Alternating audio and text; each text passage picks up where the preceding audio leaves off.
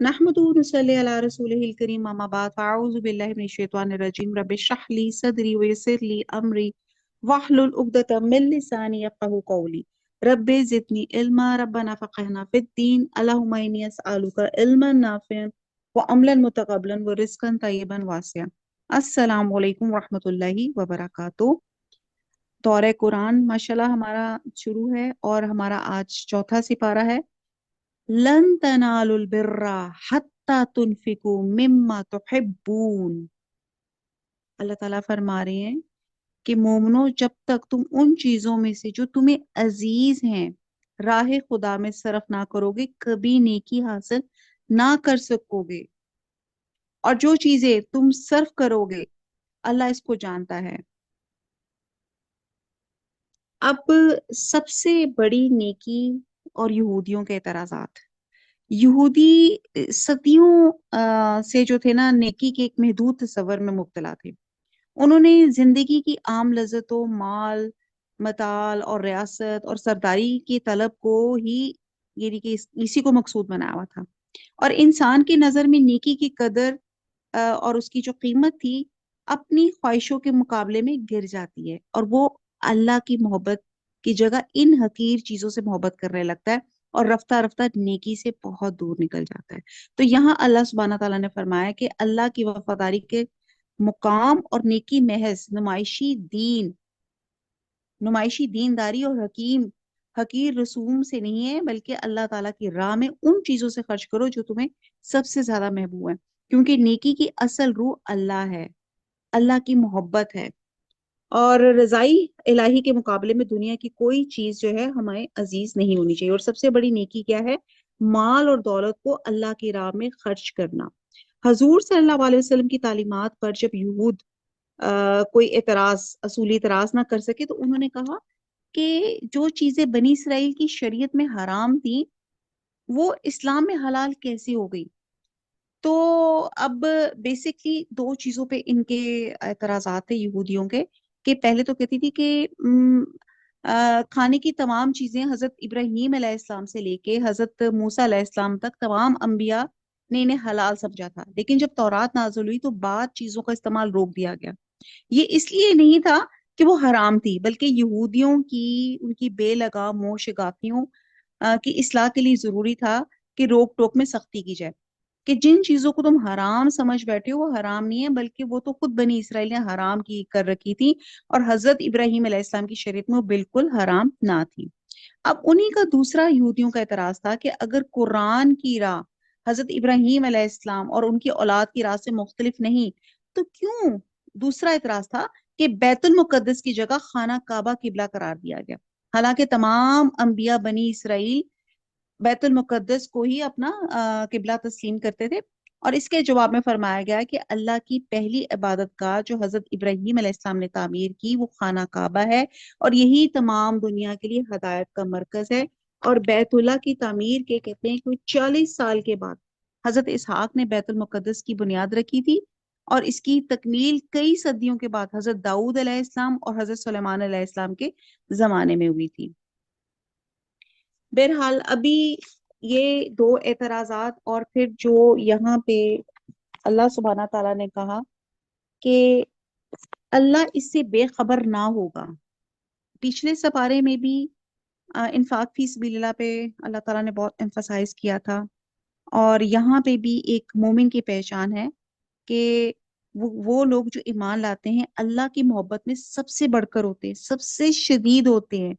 और हमेशा आप देखते हैं कि मोहब्बतें हमेशा कुर्बानी मांगती हैं। तो जो शख्स अल्लाह से मोहब्बत करता है लेकिन अल्लाह के रास्ते में अपनी महबूब चीज ना दे सके, तो उसकी मोहब्बत झूठी है। और जो शख्स भी ये दावा करेगा अल्लाह ताला से मोहब्बत करता हूँ, तो उसके लिए अल्लाह सुब्हानहू ताला फरमाते हैं तुम नेकी को हरगिज नहीं पहुंच सकते, तुम नेकी को पा नहीं सकते। यहाँ नेकी का जो मीनिंग है वो 4 सेंस में आया है, 4 सेंस में आया है। एक यहाँ पे अलबिर नेकी कहा गया है, दूसरा खैर कामिल कहा गया है, तीसरी रहमत कहा गया है, और चौथी रजाए इलाही।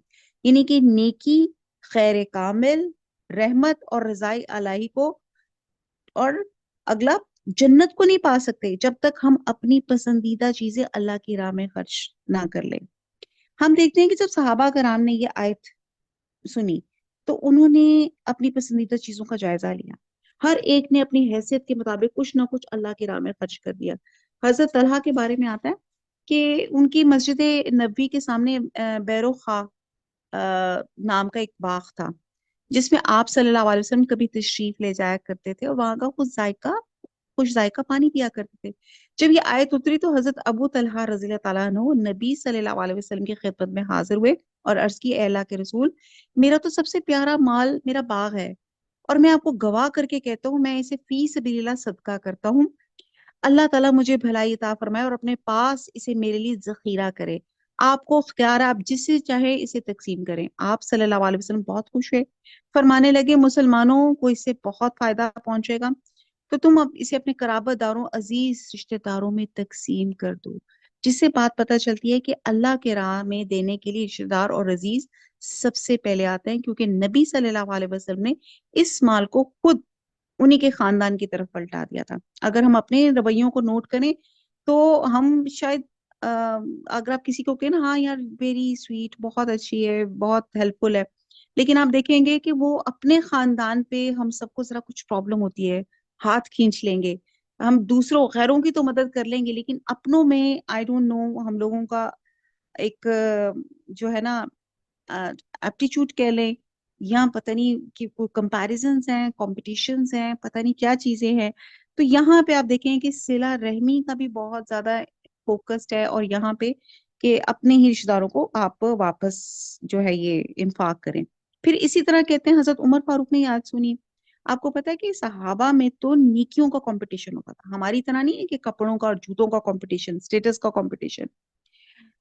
وہ اللہ کے رسول کے پاس آئے، کہتے مجھے اپنی تمام اولاد میں سب سے زیادہ، تمام مال میں سوری، سب سے زیادہ مرغوب چیز خیبر کا حصہ ہے، میں اسے اللہ کی راہ میں دینا چاہتا ہوں۔ آپ نے فرمایا اسے وقف کر دو، اصل روک لو، یعنی کہ پھل وغیرہ صدقہ کر لو، لیکن زمین اپنے نام ہی رکھو، اور یعنی اس کی ساری پیداوار کو صدقہ کر دو۔ حضرت عبداللہ بن عمر رضی اللہ تعالیٰ عنہ فرماتے ہیں کہ میں نے اس آیت کی تلاوت کی تو سوچا مجھے کوئی چیز ایک کنیز سے زیادہ پیاری نہ تھی، میں نے اسے آزاد کر دیا۔ اب تک میرے دل میں اس کی ایسی محبت ہے، اگر کسی چیز کو اللہ کے نام پہ دے کے لوٹانا جائز ہوتا تو میں کم از کم نکاح کر لیتا۔ اور اسی طرح حضرت زید بن حارثہ نے جب یہ آیت سنی تو کہا، اللہ جانتا ہے کہ میرے مال میں میرا ایک گھوڑا مجھے بہت پسند تھا جس کا نام سبل تھا، اور وہ اللہ کے رسول کے پاس پہنچے، انہوں نے کہا کہ یہ گھوڑا فی سبیل اللہ قبول کیجئے۔ آپ نے حضرت اسامہ بن زید یعنی انہی کے بیٹے سے کہا کہ تم اسے لے لو، اور حضرت زید نے جب یہ بات ان کو دل پہ تھوڑا سا محسوس ہوا کہ شاید یہ میرا مال قبول نہیں ہوا، کہ میرا مال میرے بیٹے کو دے دیا ہے۔ تو یہاں پہ آپ یہاں دیکھیں کہ اللہ تعالیٰ نے تمہارے اس مال کو قبول کر لیا ہے، اور یہاں پہ ہم دیکھتے ہیں کہ ایک طرف خرچ کرنے کا حکم ہے، اور خرچ کرنے والا خرچ بھی کر رہے ہیں، اور دوسری طرف وہ پھر مال انہی کے کسی قریبی عزیز کو لوٹایا جا رہا ہے۔ بات یہ ہے کہ اسلام میں جو انفاق فی سبیل اللہ کا حکم ہے، انفاق کا لفظ نفق سے ہے۔ نفق کہتے ہیں آپ کی جو ٹنل سرنگ نہیں ہوتی جو آپ کی، اور آپ دیکھیں آپ یہ جو ٹنل میں آپ دیکھتے ہیں کوئی چیز ٹھہرتی نہیں ہے، وہاں کوئی چیز رکتی نہیں ہے، ایک طرف سے آتی ہے دوسری طرف نکل جاتی ہے۔ بالکل اسی طرح اسلام میں مال روکنا صرف چند لوگوں تک نہیں ہے، باقی سب لوگ منہ دیکھتے رہ جائیں، تو یہ ہر ایک کی طرف ہے، سرکولیٹ ہونا چاہیے۔ اور مال کی حیثیت جس کو عربی میں خیر بھی کہا جاتا ہے، معاشرے کے اندر ایک ایسے ہے جیسے بلڈ سرکولیشن ہوتی ہے، اگر بلڈ سرکولیٹ رہے تو جسم زندہ رہتا ہے، اور اگر کسی حصے کی سرکولیشن ختم ہو جائے، کلوٹ بن جائے، تو وہ مردہ ہو جاتا ہے، ڈیڈ ہو جاتا ہے۔ اور اسی طرح معاشرے کے جس حصے میں جو جو پارٹ ہوتا ہے وہ مال کی سرکولیشن کے بغیر ہوتا ہے تو فکر و فاقہ میں مبتلا ہو جاتا ہے، اور اس کا فنکشن بھی جو ہے وہ بھی رک جاتا ہے۔ اور بہرحال آپ یہ دیکھیں کہ آن دا ہول معاشرہ ایک لاس میں چلا جاتا ہے، اور اسلام چاہتا ہے کہ مال صرف اغنیا کے درمیان میں نہ گھومتا رہے بلکہ تمام طبقات تک پہنچ جائے۔ اور نیکی کہتے ہیں کہ محض چند کاموں کرنے کا نام نہیں، بلکہ اللہ کے راہ میں خرچ کرنا نیکی، اور وہ بھی وہ جو تمہیں پسندیدہ ہو۔ ہم نے پچھلے بارے میں پڑھا تھا کہ کل اف، جو چیز زائد ہے اس کو خرچ فرما دو، اور یہاں پہ پڑھا گیا کہ جو چیز محبوب ہے اسے خرچ کر دو، یعنی کہ کبھی زائد ضرورت کی چیز خرچ کرو اور کبھی انتہائی محبوب ترین چیز. اور یہ دونوں طرح کے خرچ کیے جا سکتے ہیں. اب میں نے اور آپ نے اپنا اپنا جائزہ لینا ہے کہ کہ صحابہ کرام نے یہ آیت سنی، انہوں نے کیا عمل کیا، ہم اس کو پڑھ رہے ہیں، ہمارا عمل کیا ہے. اور اب آپ یہ دیکھیں کہ ضرورت نہیں ہے کہ مال ہو، اس سے مراد ہم اپنی پسندیدہ ترین، آپ کی ہابیز بھی ہے، آپ کے مشغلے بھی ہیں، وہ بھی چیز آپ اللہ کی راہ میں قربان کر سکتے ہیں. اور مثلاً آپ دیکھیں اولاد بھی ہے. اور اسی طرح آپ دیکھیں کہ بعض اوقات ہم نیک کام کرنا چاہتے ہیں اور آپ مال نہیں دے سکتے، نہ دے سکتے، اگر آپ نہیں افورڈ کر سکتے تو اپنا وقت دے دیں دین کے لیے. آپ اپنی نیند، آرام کو، اپنی خواہشات، ان کو قربان کر دیں. اور کہا جا رہا ہے کہ تم نیکی کی روح کو اس وقت نہیں پا سکتے جب تک کہ پسندیدہ ترین چیزوں کو خرچ نہ کرو. تو پھر ہم نے ہر ایک نے دیکھنا ہے، لسٹ بنائے اپنی پسندیدہ چیزوں کی کہ میری یہ لسٹ ہے اور اس میں سے میں کتنا اور کب اللہ کی راہ میں دے سکتا ہوں. اور پھر آپ دیکھیں کہ انسان کی جتنی بھی پسندیدہ چیز ہوتی ہے، انسان اتنے ہی اس کو احتیاط سے سنبھال سنبھال کے چھپا چھپا کے رکھتا ہے. اور بعد اوقات وہ ساری زندگی جو ہے وہ بند ہی رہ جاتی ہے اور اسے ہم خود بھی فائدہ نہیں اٹھا سکتے. یہ میں اکثر کہتی ہیں جو ہمارے جہیزوں کے سامان ہوتے ہیں. اور لائیں چیزیں، خرچ کریں، اپنے پہ استعمال کریں، اچھی لائیں، بیڈ شیٹ بچھائیں، خود بیٹھیں، مت اس انتظار میں رہیں کوئی مہمان آئے گا تو آئے گا، یا کوئی چیز آپ کا کراکری لائیں، اپنے بھی استعمال کریں، سب استعمال کریں. اور ہم اسی چکر میں رہتے ہیں کہ ٹوٹ نہ جائے تو ضائع نہ ہو جائے. تو جب ایک انسان ایسی پیاری چیزوں کو اللہ کے پاس ڈپازٹ کراتا ہے تو وہ ہر نقصان اور ہر خطرے سے محفوظ ہو جاتی ہیں. اور اس طرح اصل بھلائی، اصل خیر اسی میں ہے کہ انسان اپنی دل کی خواہشات اور محبتوں کو قربان کرنا چاہے. تو اللہ تعالیٰ کہتا ہے میں سب جانتا ہوں. اچھا جی، یہ پہلی ہماری کچھ زیادہ اس کی تفسیر ہوگی. اب تھوڑا آگے چلیں گے. تو بہرحال آیت نمبر چوتھے کا پارہ نمبر 4 کا آغاز ہوتا ہے کہ جب تم اپنی پسندیدہ چیز سے اللہ کی راہ میں خرچ نہ کرو ہرگز بھلائی نہ پاؤ گے، اور تم جو خرچ کرو گے اسے اللہ تعالیٰ بخوبی جانتا ہے. پھر اس کے بعد آیت نمبر جو نیکسٹ ہے اس کے میں نے اعتراضات یہود کے پہلے ہی بتا دیے. ایک جو حلال حرام کا، اور وہ جو بیت المقدس کے لیے کہتے تھے کہ یہ جو قبلہ کیوں چینج کیا گیا. تورات کی نزول سے پہلے حضرت یعقوب علیہ السلام نے جس چیز کو اپنے اوپر حرام کر لیا تھا، اس کے سوا تمام کھانے بنی اسرائیل پر حلال تھے. آپ کہہ دیجئے اگر تم سچے ہو تو تورات لے آؤ اور پڑھ سناؤ. اس کے بعد بھی جو لوگ اللہ تعالیٰ پہ جھوٹ بہتان باندھے وہی ظالم ہیں. کہہ دیجئے کہ اللہ تعالیٰ سچا ہے، تم سب ابراہیم حنیف کی ملت کی پیروی کرو.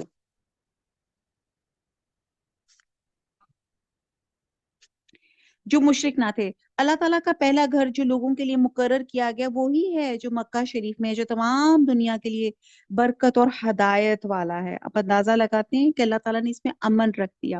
ہر طرح کے خزانے، کھانے پینے کی چیزیں وافر مقدار میں آپ کو مکہ میں ملتی ہیں، ماشاء اللہ. اور سکون ملتا ہے. آیت نمبر 97 جس میں کھلی کھلی نشانیاں ہیں، مقام ابراہیم ہے، اس میں جو آ جائے امن والا ہو جاتا ہے. اللہ تعالیٰ ان لوگوں پہ جو اس کی طرف راہ پا سکتے ہوں اس گھر کا حج فرض کر دیا گیا. جو کوئی کفر کرے تو اللہ تعالیٰ اس سے تمام دنیا سے بے پرواہ ہے. آیت نمبر 98 آپ کہہ دیجئے اہل کتاب تم اللہ تعالیٰ کی آیتوں کے ساتھ کفر کیوں کرتے ہو؟ جو کچھ تم کرتے ہو اللہ تعالیٰ اس پر گواہ ہے. ان اہل کتاب سے کہو کہ تم اللہ تعالیٰ کی راہ سے مومنوں کو کیوں روکتے ہو، اس میں عیب ٹٹولتے ہو، حالانکہ تم خود شاہد ہو اللہ تعالیٰ تمہارے اعمال سے بے خبر نہیں. اے ایمان والو، اگر تم اہل کتاب کی کسی جماعت کی باتیں مانو گے تو وہ تمہیں تمہاری ایمانداری کے بعد مرتد کافر بنا دیں گے. آیت نمبر 101 گو یہ ظاہر ہے کہ تم کیسے کفر کر سکتے ہو باوجود کہ تم پر اللہ تعالیٰ کی آیتیں پڑھی جاتی ہیں، تم میں رسول صلی اللہ علیہ وسلم موجود ہیں. جو شخص اللہ تعالیٰ کے دین کو مضبوط تھام لے تو بلا شبہ اسے راہ راست دکھا دی گئی. مضبوط تھام لے کا مطلب ہے اسلام کے احکام اور فرائض پوری طرح پہ بجا لائے جائے. جن چیزوں سے اللہ تعالیٰ منع فرماتے ہیں ان سے باز آ جائیں، اور جن کی ترغیب دی جاتی ہے وہ کام کیے جائیں. आयत नंबर 102, ए ईमान वालो अल्लाह ताला से इतना डरो जितना उसे डरना चाहिए। कितनी खूबसूरत बात है। या अय्युहल्लज़ीना आमनु अत्तकुल्ला हक्का तुकातिही वला तमूतुन्ना इल्ला व अंतुम मुस्लिमून वअतसिमू बिहब्लिल्लाहि जमीअन वला तफर्रकू। कितनी खूबसूरत बात है। हम दुनिया में हर चीज से, जिसको कहते हैं ना, डर और खौफ होता है, लेकिन अल्लाह का जो हक है वो, उस सिलसिले में हम लोग थोड़ा सा कर जाते हैं। ए ईमान वालो अल्लाह से इतना डरो जिससे जितना उसे डरना चाहिए, और देखो मरते दम तक मुसलमान ही रहना। सुभान अल्लाह। अल्लाह की रस्सी को सब मिलकर मजबूती से थाम लो और फूट ना डालो। यही आजकल वजह है। सिर्फ दो चीजें हैं जिससे हमारी राह नजात है, एक कुरान और एक सुन्नत। इसको मजबूती से थाम ले और आपस में फूट ना डालें, आपस में तफरके में ना रहें। जमात के ऊपर अल्लाह का हाथ होता है, और अल्लाह ताला की उस वक्त की नेमत को याद करो जब तुम एक दूसरे के दुश्मन थे, उसने तुम्हारे दिलों में उल्फत डाल दी, बस तुम उसकी मेहरबानी से भाई भाई हो गए और तुम आग के गड़े के किनारे पहुंच चुके थे, उसने तुम्हें बचा लिया। अल्लाह ताला इसी तरह तुम्हारे लिए अपनी निशानियां बयान करता है ताकि तुम हदायत पाओ। देखें, ये जो तफरका है ना, इससे हमने बाज आना है, क्योंकि नबी सल्लल्लाहु अलैहि वसल्लम फरमाते थे कि मेरी उम्मत 73 फरकों में बट जाएगी, यानी कि सिर्फ एक फिरका जन्नत में जाएगा, बाकी सब जहन्नुम में। अब मुसलमानों के तमाम फिरके दावेदार हैं कि जितने फिरके वही हैं, हालांकि ये अल्लाह जानता है कि आप सल्लल्लाहु अलैहि वसल्लम ने इसकी पहचान ये बताई कि जो मेरे और मेरे सहाबा के तरीके पे होगा, ये वो फिरका है जो जन्नत में जाएगा। आयत नंबर 104, वल तकुन मिनकुम उम्मतुन यदऊना इलल खैर व यअमरूना बिल मारूफ व यनहौना अनिल मुनकर व उलाइका हुमुल मुफलिहून। इस आयत में अल्लाह ताला ने कामयाबी का राज बता दिया। हम बुक्स पढ़ते हैं लोगों की, सक्सेसफुल पीपल्स की, एक किताब को पढ़ ले, अल्लाह के रसूल की सीरत को पढ़ ले, आप कामयाब हो जाएंगे। आयत नंबर 104, तुम में से एक जमात ऐसी होनी चाहिए जो भलाई की तरफ लाए और नेक कामों का हुक्म दे और बुरे कामों से रोके, यही लोग फलाह और नजात पाने वाले हैं। यकीन जाने मुसलमान का नाम मुसलमान इसलिए रखा है, वो वेल विशर है। वो खुद भी नेक काम करता है और दूसरों को भी नेकियों की तरफ मोटिवेट करता है। बुराई देखता है, खुद भी रखता है और दूसरों को भी रोकता है। अगर ये हमारा ये टाइटल हमसे मुसलमान का छीन लिया जाएगा अगर हमने ये अमर बिल मारूफ और नहीं अनिल मुनकर करना छोड़ दिया, और यही जवाल की वजह भी है। तुम इन लोगों की तरह ना हो जाना जिन्होंने अपने पास रोशन दलीलें आ जाने के बाद भी तफरका डाला और इख्तलाफ किया। इन्हीं लोगों के लिए बड़ा अजाब है जिस दिन बाद चेहरे सफेद होंगे, बाद स्याह स्याह चेहरे वालों से कहा जाएगा कि क्या तुमने ईमान आने के बाद कुफर किया, अब अपने कुफर का अजाब चखो। और सफेद चेहरे वाले अल्लाह ताला की रहमत में दाखिल होंगे और इसमें हमेशा रहेंगे। ए नबी, हम इन हक्कानी आयतों की तलावत आप पर कर रहे हैं, और अल्लाह ताला का इरादा लोगों पर जुल्म करने का नहीं, अल्लाह ताला ही के लिए जो कुछ आसमान और जमीन में है, अल्लाह ताला ही की तरफ तमाम काम लौटाए जाते हैं। तुम बेहतरीन उम्मत हो, कुन तुम खैरुल उम्मती उख उखरिजत लिन्नासी तअमरूना बिल मारूफ व तनहौना अनिल मुनकर व तुमिनूना बिल्लाही। बार बार आ रहा है कि तुम बेहतरीन उम्मत हो, लोगों के लिए ही पैदा की गई हो, कि तुम नेक बातों का हुक्म करते हो और बुरी बातों से रोकते हो, अल्लाह ताला पर ईमान रखते हो। अगर अहले किताब भी ईमान लाते तो उनके लिए बेहतर था। इनमें ईमान लाने वाले भी हैं लेकिन अक्सर तो फासिक हैं। यहाँ पे जो बात की जा रही है उस फिरके की बात की जा रही है।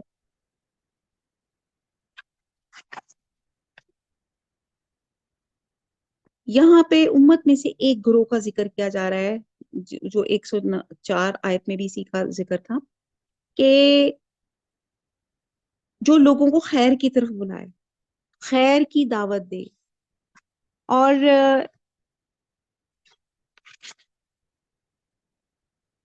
अब हम देखते हैं कि सहाबा कराम का एक ग्रोह, ऐसा ग्रोह था कि जहां जाते थे लोग उनके लिए अपने दरवाजे खोल देते थे कि हमारे मोहसिन आ गए। इसके बाद ताबीन और तबा ताबीन, اور خاص طور پہ شروع کے 300 سال جو مسلمان ایک بہترین امت تھے، ان کا اصل مقصد زندگی کیا تھا؟ کہ ہم نے دنیا میں ظلم و ستم کو اور منکرات کو دور کرنا ہے، تاکہ دنیا میں ایک ایسا ماحول پیدا ہو جائے کہ لوگ امن و امان سے رہ سکیں، شرک کا خاتمہ ہو جائے، اندھیرے دور ہو جائے، علم کا دور دورہ ہو، لوگوں کو زندگیوں میں حقیقی معنوں میں اسلام، پیس آ جائے، سکون، اطمینان۔ اور وہ لوگ اسی کے لیے جیتے تھے اور اسی کے لیے مرتے تھے۔ اور اگر ہم زیادہ نہ دیکھیں تو ہم تھوڑا سا حضرت یہ سوری محمد بن قاسم کو دیکھیں، جو بر صغیر کی طرف جنگ کرتے تھے اور ظلم و ستم سے لوگوں کو نجات دلاتے تھے۔ تو آپ یہ دیکھتے ہیں کہ جب انہوں نے وہاں پہ کانکر کر لیا، آپ نے فتح کر لیا علاقہ، تو وہاں پہ نان بلیورز تھے اور یعنی کہ مسلمان نہیں تھے، اور وہ جب وہاں سے جانے، ہندو لوگ تھے، جب وہاں سے جانے لگے تو وہ رونے لگ گئے کہ ان کی جدائی پہ پریشان تھے۔ اور آج ایسا کیوں نہیں ہے کہ کسی مسلمان حاکم کے لیے غیر مسلم بھی روتے ہوں، یا کسی مسلمان جرنیل کے لیے غیر مسلمانوں کے دلوں میں ایسی محبت ہو؟ تو آپ کیا تھا کہ وہ ایک ایسے رولر تھے محمد بن قاسم، کہ انہوں نے عیسائیوں کے لیے، انہوں نے نان مسلمانوں کے لیے بھی جو تھی انتہائی، جو اس کو کہتے ہیں نا ماحول سازگار رکھے ہوئے تھے، اور ان کے لیے انتہائی اللہ تعالیٰ انہوں نے ان کے لیے بہت سی جس کو کہتے ہیں اصطلاحات کی ہوئی تھی، کہ وہ جب جانے لگے تو وہ رونے لگ گئے تھے۔ تو بہرحال ایسے گروہ میں وجود لانے کی ضرورت ہے کہ وہ جو ہو یدعون الی الخیر وَيَأْمُرُونَ بِالْمَعْرُوفِ، اور پھر وَيَنْهَوْنَ عَنِ الْمُنْکَرِ، یہ ہوں، اور یہی لوگ جو ہیں فلاح پانے والے ہیں۔ پھر ہم نے 110 میں پڑھا، اس میں بھی جو تھی کہ جیسے انسانوں کی ہدایت اور اصلاح کے لیے اللہ تعالیٰ کہتی ہیں کہ میں نے انسانوں کو بنایا ہی اسی لیے، مسلمان کا ٹائٹل ہی یہ دیا ہے کہ وہ ایک گروہ نکلے جو لوگوں کو اس کام کی طرف بلائے۔ اور اس کے لیے دیکھیں ہمیں سب کو مل کے کام کرنا پڑے گا، یہ ہمیں ٹیم ورک کے ساتھ کرنا پڑے گا، نہیں تو ہم سے یہ ٹائٹل مسلمانوں کا، یہ جو خیر امہ کا ٹائٹل ہے، یہ ہم سے لے لیا جائے گا۔ ہم تو بہترین امت ہیں، ہم تو جنت میں جانے والے ہیں، حضور صلی اللہ علیہ وسلم کی امت ہے، آپ ہماری شفاعت کریں گے، ہم دنیا میں بھی مزے کریں گے اور آخرت میں بھی مزے کریں گے۔ تو پھر کیا کرنا ہے؟ اتنی ذمہ داری ہے کہ اتنے قرآن ختم کر لیے، اتنے پارے پڑھ لیے، اور ہم کہتے ہیں کہ جی ایک ایک حرف پہ 10 نیکیاں ملتی ہیں، خوب نیکیاں جمع کر رہے ہیں الحمدللہ، اور جنت میں جانے کے لیے، لیکن دنیا کی فکر نہیں ہے۔ اللہ تعالیٰ نے تو ہمیں کہ اخرجت للناس، ہمیں تو اوروں کی فکر کے لیے پیدا کیا گیا ہے، اس طرف تو دھیان ہی نہیں یہ دیا گیا۔ ہم تو سمجھیں سب سیلف سینٹرڈ ہوئے ہیں کہ بس میں اپنا پڑھ لوں، میں اپنے آپ کو نیک رکھ لوں۔ تو بہرحال ہم نے اپنے آپ کو وقف کرنا ہے۔ ابھی جیسے لن تنالوا البر سپارے کا شروع ہوا، آپ مال نہیں دے سکتے، وقت دے سکتے ہیں، آپ کی صلاحیت ہے، آپ وہ صلاحیت استعمال کر سکتے ہیں، لیکن اس امت کو ہم سب نے مل کر تباہی کے گڑھے سے باہر نکالنا ہے انشاءاللہ تعالی۔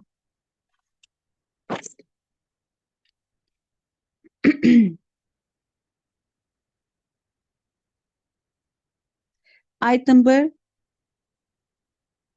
نیکسٹ ہے، یہ تمہیں ستانے کے سوا اور زیادہ کچھ زر نہیں پہنچا سکتے، اگر لڑائی کا موقع آ جائے تو پیٹھ موڑ لیں گے، پھر مدد نہ دیے جائیں گے۔ 112، ان پر ہر جگہ ذلت کی مار پڑی، اللہ یہ کہ اللہ تعالیٰ کی یا لوگوں کی پناہ میں ہوں گے، یہ غضب الہی کے مستحق ہوں گے، ان پہ فقیری ڈال دی گئی، یہ اس لیے کہ یہ لوگ اللہ تعالیٰ کے آیتوں سے کفر کرتے تھے اور بے وجہ انبیاء کو قتل کرتے تھے، یہ بدلہ ہے ان کی نافرمانیوں اور زیادتیوں کا۔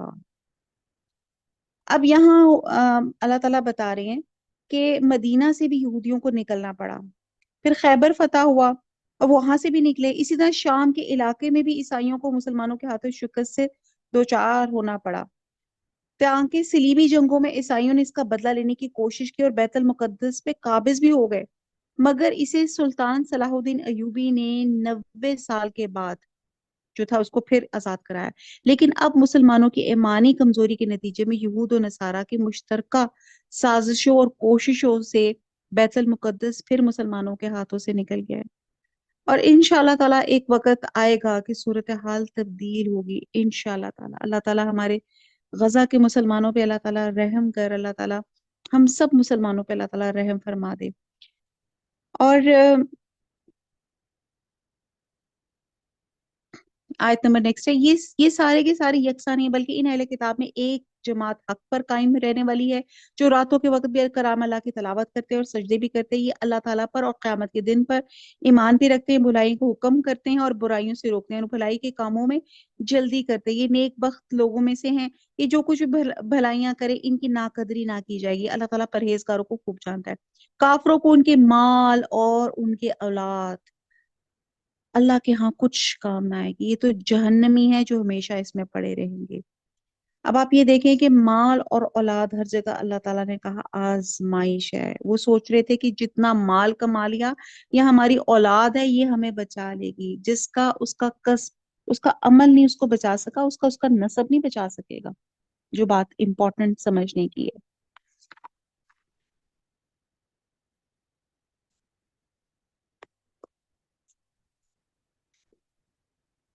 आयत नंबर 17, सॉरी 117, 117।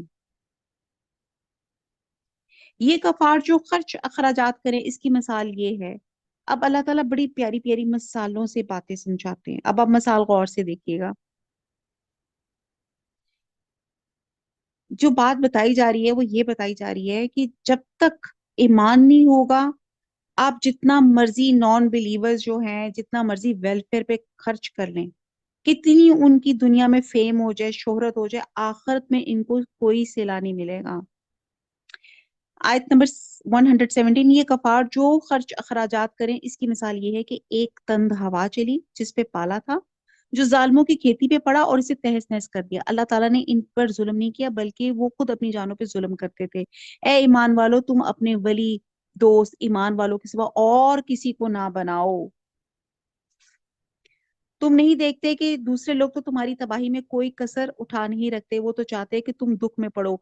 इनकी दावत तो खुद उनकी जबान से ही भी जाहिर हो चुकी है, और जो इनके सीनों में पोशीदा है वो बहुत ज्यादा है। हमने तुम्हारे लिए आयतें बयान कर दी। अब ये जो मिसाल एक मिसाल बयान की गई कि असल चीज ईमान है जो दुनिया और आखिरत में काम आएगी। दुनिया की चीजें, माल दौलत, औलाद, खानदान, नस्ल, आपकी पोस्ट, आपकी ब्यूरोक्रेसी, आपका प्रोटोकॉल, आपके बड़े लोगों से आपके पब्लिक रिलेशन, इंसान के कुछ काम नहीं आएगा।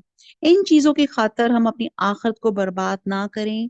और दुनिया की जिंदगी में लोग जो कुछ खर्च करते हैं, यहाँ मिसाल इनकी मिसाल बयान की जा रही है। जैसे किसी ने बाग लगाया और उसको पाले से यानी कि आंधी से, तूफान से बचाने के लिए कोई इंतजाम ना किया हो। चंद रोज इसकी सरसब्जी और शादाबी देके खुश होता रहा और उम्मीदें बांधता रहा। यकायक सर्द हवा चली और एक ऐसा पाला पड़ा कि सारा बाग और खेती जो थे ठठर कर रह गए, और वो अपनी तबाही और बर्बादी पे हाथ मलता रह गया। ना उसकी उम्मीदें पूरी हुई, ना इसकी जरूरत पूरी हुई। और इस मिसाल में बाग से मुराद मौजूदा मौजूदा जिंदगी है, जिसकी फसल आदमी आखिरत में काटेगा। और इसे आ, और हवा से मुराद वो ऊपरी जज्बा खैर है जिसकी बिना पे कफार रफाए अमा के काम करते हैं। और पाले से मुराद कच्चा ईमान और अल्लाह के काम की पैरवी का फुकदा है, जिसकी बिना पे पूरी जिंदगी गलत होकर रह जाती है। जिस तरह हवा खेतों और बागात की परवरिश के लिए मुफीद है, लेकिन अगर इसी हवा में पाला भी हो जाए यानी कि सख्ती आ जाए तो परवरिश की जगह तबाही हो जाती है। और जब आदमी अल्लाह से सरकशी करे और बगावत का रवैया अख्तियार करे तो उसकी नेकी की बड़ी बड़ी खिदमात भी इसे ईमान से, बगावत के जुर्म से, सजा से नहीं बचा सकती। और यही तर्ज अमल अगर मुसलमानों अख्तियार करेंगे तो अल्लाह के यहाँ इस जुर्म की सजा से इन्हें कौन बचाएगा।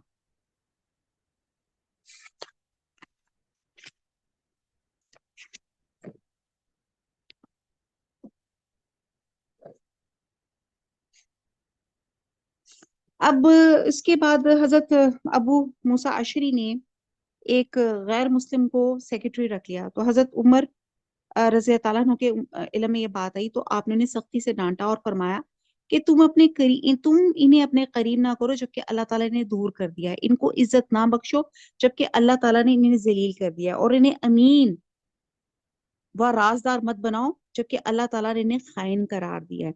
تو جسے پتا چلتا ہے کہ نان مسلمس کے ساتھ ہم کھا سکتے ہیں، پی سکتے ہیں، بزنس ڈیلنگس کر سکتے ہیں، لیکن صرف کنفائڈیڈ جو راز کی باتیں ہیں نا ان کو کرنے پہ یہ آیت نمبر 118 میں آپ دیکھیں کہ اے ایمان والو اپنے دلی دوست ایمان والوں کے سوا اور کسی کو نہ بناؤ، تو آپ ان سے رازداری کی باتیں آپ نہیں کر سکتے۔ آیت نمبر 119، اگر عقل مند ہو تو غور کرو، ہاں تم تو انہیں چاہتے ہو اور وہ تم سے محبت نہیں رکھتے، تم پوری کتاب کو مانتے ہو اور وہ نہیں مانتے، پھر محبت کیسی؟ یہ تمہارے سامنے تو اپنے ایمان کا اقرار کرتے ہیں لیکن تنہائی میں مارے غصے کی انگلیاں چباتے ہیں۔ کہہ دو کہ اپنے غصے ہی میں مر جاؤ، اللہ تعالیٰ دلوں کے راز کو بخوبی جانتا ہے۔ اب ان کی یہ بات کی جا رہی ہے کہ ان کے مکر و فریب کی بات کی جا رہی ہے کہ یہاں پہ کہا جا رہا ہے کہ ٹھیک ہے یہ اتنا جیلس کرتے ہیں اگر مسلمان کسی بھی طرح سے آگے بڑھ جائیں۔ آیت نمبر 20، تمہیں اگر بھلائی ملے تو یہ خوش ہوتے ہیں، اگر برائی پہنچے اگر تمہیں بھلائی ملے تو یہ ناخوش ہوتے ہیں اور اگر برائی پہنچے تو خوش ہو جاتے ہیں۔ تم اگر صبر کرو اور پرہیزگاری کرو تو ان کا مکر تمہیں کچھ نقصان نہ دے گا، اللہ تعالیٰ نے ان کے اعمال کا احاطہ کر رکھا ہے۔ یہ لوگ سمجھتے ہیں کہ کافروں کو یہ کامیابی سائنس اور ٹیکنالوجی ان کے طریقے ترقی کے نتیجے میں ملی ہے، حالانکہ واقعہ یہ ہے کہ مسلمانوں کی پستی اور زوال کا اصل سبب یہی ہے کہ وہ اپنے دین پر استقامت جو صبر کا متقاضی ہے سے محروم ہے، تقوی سے آ رہی ہیں، جو مسلمان کی کامیابی کی کلید یعنی کہ چابی ہے اور تائید الہی کے حصول کا ذریعہ بھی ہے۔ آیت نمبر 121، اے نبی اس وقت کو بھی یاد کرو جب صبح ہی صبح آپ اپنے گھر سے نکل کے مسلمانوں کو میدان جنگ میں لڑائی کے مورچوں پہ باقاعدہ بٹھا رہے تھے، اللہ تعالیٰ سننے جاننے والا ہے۔ اب یہاں پہ اسکالرز کہتے ہیں غزوہ احد کے بارے میں آ رہا ہے جو شوال 3 ہجری میں پیش آیا۔ اس کی تھوڑی سی بیک گراؤنڈ یہ ہے کہ جنگ بدر جو تھی 2 ہجری میں ہوئی تھی اور کفار کو عبرتناک شکست ہوئی تھی، ان کے 70 آدمی مارے گئے تھے، 70 قید ہو گئے تھے اور ان کے کفار کے لیے بڑی بدنامی کا باعث بنا تھا اور انتہائی شرمندگی کا مقام تھا۔ چنانچہ انہوں نے مسلمانوں کے خلاف ایک زبردست انتقامی جنگ کی تیاری شروع کی جس میں عورتیں بھی شریک تھیں۔ ادھر مسلمانوں کو جب اس کا علم ہوا کہ کافر 3,000 کی تعداد میں احد پہاڑ کے قریب خیمہ زن ہو گئے ہیں تو نبی صلی اللہ علیہ وسلم نے صحابہ سے مشورہ کیا کہ وہ مدینہ ہی میں لڑیں یا مدینہ سے باہر چڑھ کے ان کا مقابلہ کریں۔ تو بعد صحابہ نے اندر رہ کر مقابلے کا مشورہ دیا اور رئیس المنافقین یعنی کہ جو منافقین کا سردار عبداللہ بن ابی تھا اس نے بھی اسی رائے کا اظہار کیا، لیکن اس کے برعکس بعد پرجوش صحابہ نے جنہیں جنگ بدر میں حصہ لینے کی سعادت حاصل نہیں ہوئی تھی مدینہ سے باہر جا کر لڑنے کی حمایت کی۔ آپ صلی اللہ علیہ وسلم اندر حجرے میں تشریف لے گئے، ہتھیار پہن کر باہر آئے اور دوسری رائے والوں کو ندامت ہوئی کہ شاید ہم نے حضور صلی اللہ علیہ وسلم کی خواہش کے برعکس باہر نکلنے میں مجبور کر کے ٹھیک نہیں کیا۔ چنانچہ انہوں نے کہا یا رسول اللہ صلی اللہ علیہ وسلم آپ اگر اندر رہ کے مقابلہ کرنا پسند کریں تو اندر ہی رہیں۔ تو آپ نے فرمایا کہ لباس حرب پہن لینے کے بعد کسی نبی کے لائق نہیں کہ وہ اللہ کے فیصلوں کے بغیر واپس ہو یا لباس اتارے۔ چنانچہ مسلمان 1,000 کی تعداد میں روانہ ہوئے اور یہ ایک بڑا ایک جس کو کہتے ہیں نا غزوہ احد، بہت سے اس میں سبق ہیں۔ جنگ احد کے موقع پہ کثرت رائے سے یہ بات طے پائی تھی کہ شہر سے باہر نکل کے دشمن کا مقابلہ کیا جائے۔ اس وقت مسلمانوں کی تعداد 1,000 تھی اور قریش مکہ 3,000 تھے۔ پھر ان کا جو سردار تھا عبداللہ بن ابی ان کے ساتھ نکلا لیکن 300 ساتھیوں کے ساتھ یہ کہتے ہوئے واپس لوٹ آیا کہ میری بات نہیں مانی اور مدینہ واپس لوٹ آیا، جس سے کیا ہوا کہ مورال ڈاؤن ہو گیا۔ آپ دیکھیں نا کہ جیسے فار ایگزامپل میں اکثر کہتی ہوں کہ آپ کلاس میں بیٹھے اور ایک یارننگ کرنا شروع کرے تو سبھی کو جو ہوتا ہے نا وہ ایک اکتاہٹ سی اور یارننگ شروع ہو جاتی ہے۔ تو عبداللہ بن ابی نے ایک چال چلی کہ اس نے اپنے لوگوں کا جو مورال ڈاؤن کرنے کے لیے 300 لوگوں کو لے کے واپس پلٹ گیا، جس سے جو باقی لوگ تھے ان کا اس نے مورال ڈاؤن کر دیا۔ پھر یہاں پہ عقلی بات یہ ہوئی کہ حضور صلی اللہ علیہ وسلم نے 50 تیر اندازوں کو حضرت عبداللہ بن جبیر کی زیر نگرانی گھاٹی میں مقرر فرمایا اور حکم دیا کہ کوئی بھی حال ہو جائے اس درے کو نہیں چھوڑنا، اگر تم دیکھو کہ ہماری بوٹیاں پرندے نوچ کے لے کے جا رہے ہیں تب بھی تم نے اس جگہ سے نہیں ہٹنا۔ اور جب لڑائی شروع ہوئی تو پہلے مسلمانوں کا پلہ بھاری رہا، دشمن کی فوج میں افراتفری پھیل گئی اور اس ابتدائی فتح کو कामल फतह तस्वर करके मुसलमानों ने माल गनीमत लौटना शुरू कर दिया। और जहाँ पे तीर अंदाजों को जिस दर्रे पे ऊपर चोटी पे बैठाया गया हुआ था, वो भी माले गनीमत की मोहब्बत में अपनी जगह छोड़ के वहां पे उस माले गनीमत को समेटने के लिए जो थे लपके। उधर खालिद बिन वलीद जो भी मुसलमान नहीं हुए थे और कफार के लश्कर की क्यादत कर रहे थे, तो उन्होंने जब देखा दर्रे को जब खाली देखा तो पीछे से हमला कर दिया और जंग का नक्शा ही बदल गया। मुसलमान घबरा गए, भारी जानी नुकसान हुआ। हजूर सल्लल्लाहु अलैहि वसल्लम भी जख्मी हुए, आपके दंदान मुबारक जो थे शहीद हुए थे, और ये अफवाह भी उड़ा दी गई कि हजूर सल्लल्लाहु अलैहि वसल्लम शहीद हो गए। इस खबर से सहाबा के हवास जाते रहे, लेकिन ऐन मौके पे सहाबा को मालूम हो गया कि हजूर सल्लल्लाहु अलैहि वसल्लम जिंदा है। चुनाचे सहाबा सब जो थे आपकी तरफ जमा हुए, और फिर जिसको कहते हैं सबने बड़ी हिम्मत और बहादुरी से, बहुत लंबा वाक़या है, इसका जो था काफरों का मुकाबला किया। तो ये जो इब्तदाई आयात थी इसमें मुसलमानों के दिलों में जुर्रत और हौसले के जज्बात उभारे गए, और कहा जा रहा है कि किल्लत और कसरत का तसव्वुर दिल से निकाल दें, अल्लाह पे भरोसा करें, सब्र और इस्तकलाल से काम लें। और अल्लाह ताला ने हौसला दिया कि जंग बदर में भी अल्लाह ताला ने मदद की थी। अल्लाह ताला, जबकि हालांकि इस वक्त सिर्फ जो जंग बदर में 313 जो थे ना, जो थे मुसलमान थे, लेकिन जज्बा ईमानी से भरे हुए थे और अल्लाह पे फुल तवक्कल था। और अल्लाह ताला ने उनको तसल्ली दी कि 3,000 कफार के मुकाबले में ये बात काफी नहीं कि अल्लाह 3,000 फरिश्ते उतार के तुम्हारी मदद करेगा। अल्लाह ताला ने फरमाया अगर तुम सब्र, तकवा और इस्तकलाल से काम लोगे तो 3,000 के बजाय 5,000 फरिश्ते भेज दिए जाएंगे, जो खास निशान ज़दा घोड़ों पे सवार होंगे, और तुम्हें किसी किस्म की तशवीश नहीं होनी चाहिए। जाहिर असबाब पे भरोसे की बजाय अल्लाह की कुदरत पे भरोसा करना चाहिए।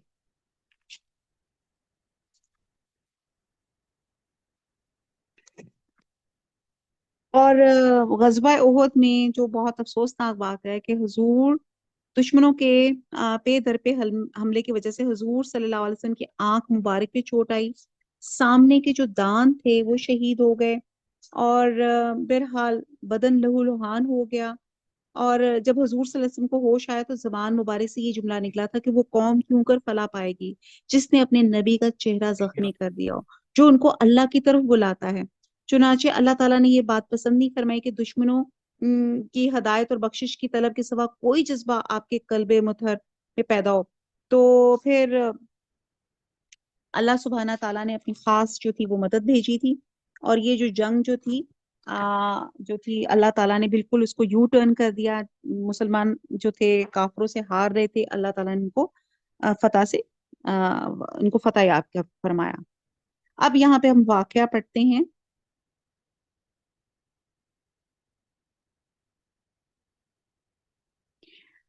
आयत नंबर 122 से ऑनवर्ड गज़वा ओहद की बात की जा रही है। जब तुम्हारी दो जमातें पस्त हिम्मती का इरादा कर चुकी थी, अल्लाह ताला इनका वली और मददगार है, उसकी पाक जात पर मोमनों को भरोसा रखना चाहिए। जंगे बदर में अल्लाह ताला ने ऐन उस वक्त तुम्हारी मदद फरमाई जबकि तुम नहायत गिरी हुई हालत में थे, इसलिए अल्लाह ताला ही से डरो, ना किसी और से, ताकि तुम्हें शुक्रगुजारी की तौफीक हो। और ये शुक्रगुजारी का बायस नुसरत और इमदाद हो जब आप मोमनों को तसल्ली दे रहे थे, क्या आसमान से 3,000 फरिश्ते उतार के अल्लाह ताला का तुम्हारी मदद करना तुम्हें काफी ना होगा? क्यों नहीं, बल्कि अगर तुम सब्र और परहेजगारी करो, ये लोग इस दम तुम्हारे पास आ जाएं तो तुम्हारे रब तुम्हारी इमदाद 5,000 फरिश्तों से करेगा, जो निशानदार होंगे। ये तो महज तुम्हारी दिल की खुशी और इत्मीनान कल्ब के लिए है, वरना मदद तो अल्लाह ताला ही की तरफ से जो गालिब और हिकमतों वाला है।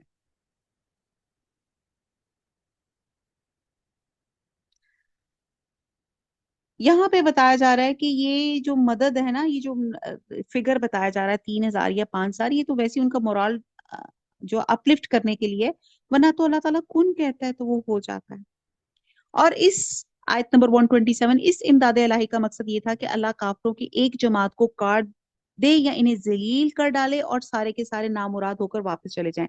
ए पैगंबर, आपके इख्तियार में कुछ नहीं, अल्लाह ताला चाहे तो इनकी तौबा कबूल करे या अजाब दे, क्योंकि वो जालिम है। आसमान और जमीन में जो कुछ है सब अल्लाह ही का है। वो जिसे चाहे बख्शे और जिसे चाहे अजाब करे, अल्लाह ताला बख्शिश करने वाला मेहरबान है। ए ईमान वालो, बढ़ा चढ़ा के सूद ना खाओ, अल्लाह ताला से डरो ताकि तुम्हें निजात मिले। اور اس آگ سے ڈرو جو کافروں کے لیے تیار کی گئی ہے، اللہ اس کے رسول کی فرما برداری کرو تاکہ تم پہ رحم کیا جائے۔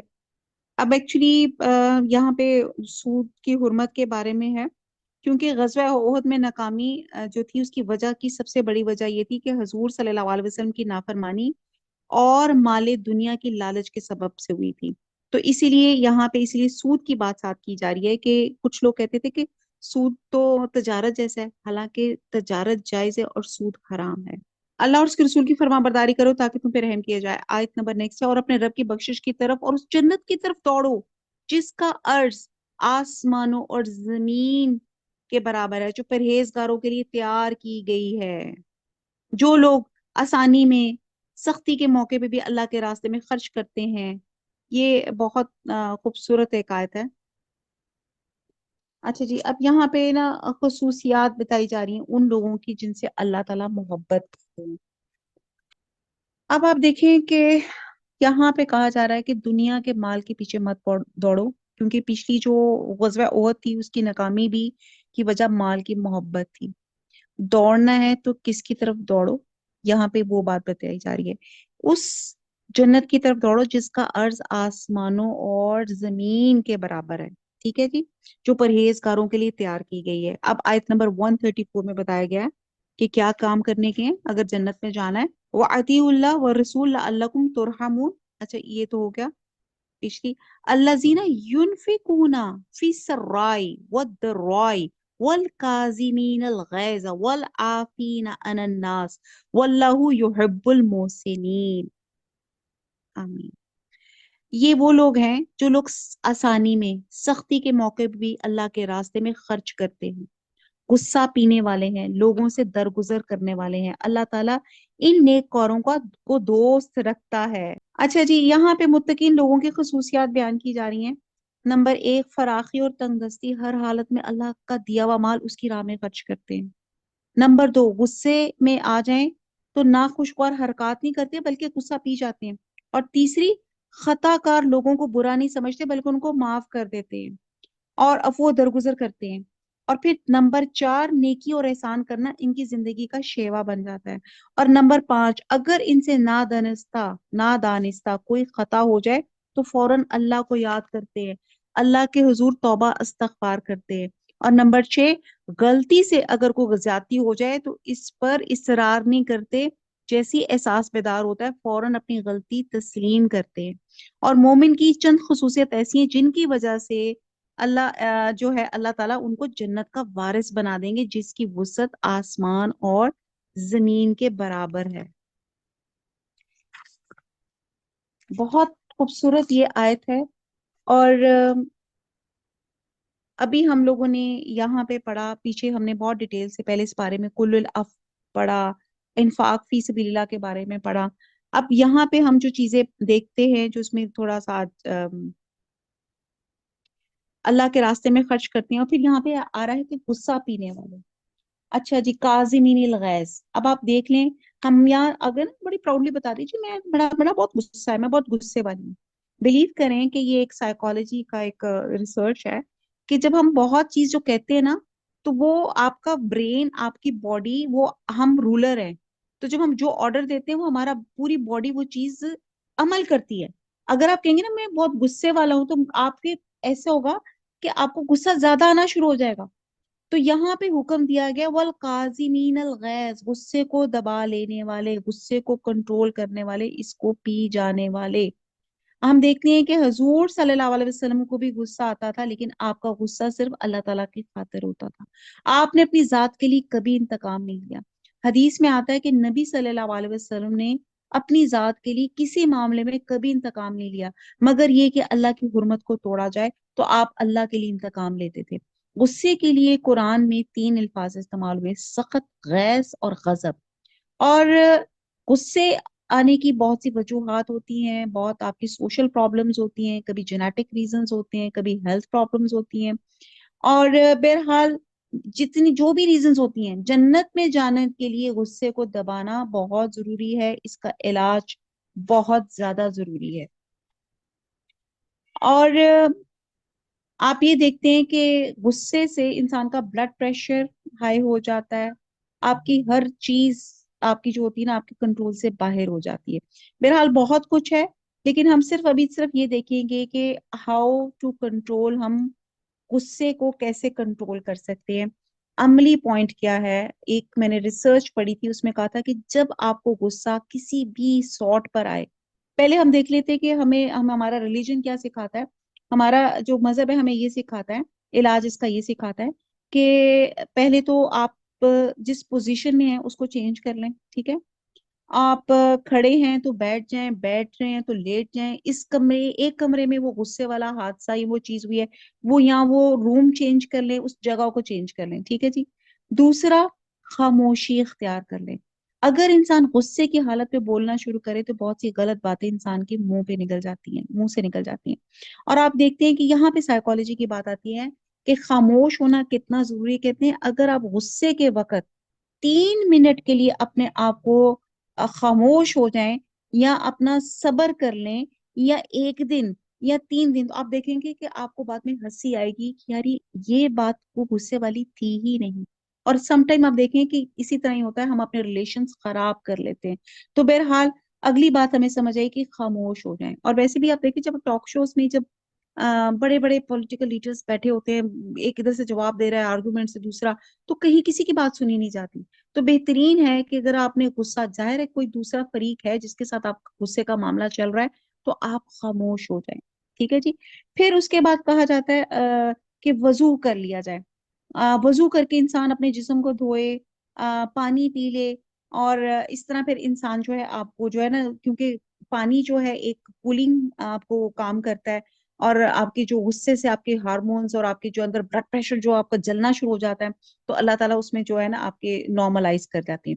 پھر اسی طرح کہتے ہیں اعوذ باللہ جو ہے وہ پڑھ لینی چاہیے. اور پھر اس کے بعد آپ نے اپنے آپ کو کسی اور ایکٹیویٹی میں بزی کر لینا ہے. یعنی کہ جو ہے نا اپنے آپ کو سوچوں میں نہیں رہنا، اپنے آپ کو کسی جگہ میں اور انوالو کر لیں، تو ان شاء اللہ تعالیٰ آپ کا جو غصہ ہے وہ بھی آپ کا ہو جائے گا، کم ہو جائے گا. پھر اگلی کوالٹی بتائے گی والکاظمین الغیظ والعافین عن الناس، لوگوں کو معاف کرنے والے.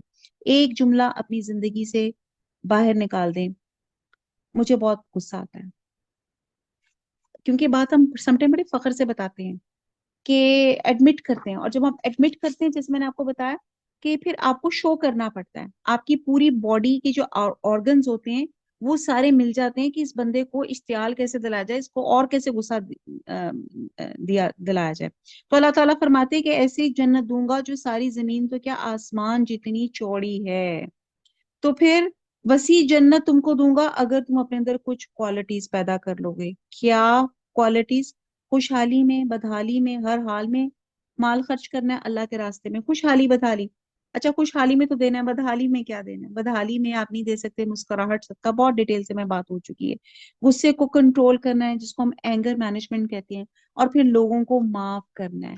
اور آپ یقین جانیں کہ ہم لوگوں نے رمضان میں انٹر ہی سب سے پہلے لوگوں کو معاف کر کے ہونا ہے. وہ کون سے ایک صحابی تھے، کہتے ہیں کہ ان کی جو میڈ تھی ان کو وضو کروا رہی تھی، تو گرم پانی ان کے ہوا تو انہوں نے غصے سے ایسے دیکھا تو انہوں نے یہ آیت پڑھ دی، جس سے آپ اندازہ لگائیں کہ ان کے جو ملازم لوگ بھی تھے وہ بھی کتنے فہم والے تھے. تو آپ نے نہ صرف غصہ پی لیا صحابی نے، بلکہ ان کو آزاد بھی کر دیا. تو اللہ تعالیٰ ان نیکاروں کو دوست رکھتا ہے. آیت نمبر 135، جب ان سے کوئی ناشائستہ کام ہو جائے یا کوئی گناہ کر بیٹھے تو فوراً اللہ کا ذکر، اپنے گناہوں کے لیے استغفار کرتے ہیں. پھر واقع اللہ تعالیٰ کے سوا اور کون گناہوں کو بخش سکتا ہے، اور وہ لوگ باوجود علم کے کسی برے کام پہ اڑ نہیں جاتے. کتنی اچھی باتیں اللہ تعالیٰ بتا رہے ہیں یہاں پہ. آیت نمبر 136، انہی کا بدلہ ان کے رب کی طرف سے مغفرت ہے اور جنتیں ہیں جن کے نیچے نہریں بہتی ہیں، جن میں وہ ہمیشہ رہیں گے. ان نیک کاموں کے کرنے والوں کا ثواب کیا ہی اچھا ہے. تم سے پہلے بھی ایسے واقعات گزر چکے، سو زمین میں چل پھر کر دیکھ لو آسمانی تعلیم کی جھٹلانے والوں کا کیا انجام ہوا. غزوہ جنگ میں مسلمانوں کا لشکر 700 افراد پہ مشتمل تھا، جس میں 50 تیر اندازوں کا دستہ تھا. اور اللہ تعالیٰ نے جب اپنی مدد کی تو اللہ تعالیٰ نے اتنے کم لوگوں کے باوجود بھی اللہ تعالیٰ نے مسلمانوں کو فتح یاب کروایا. ٹھیک ہے جی. تو یہاں پہ آگے اللہ تعالیٰ فرماتے ہیں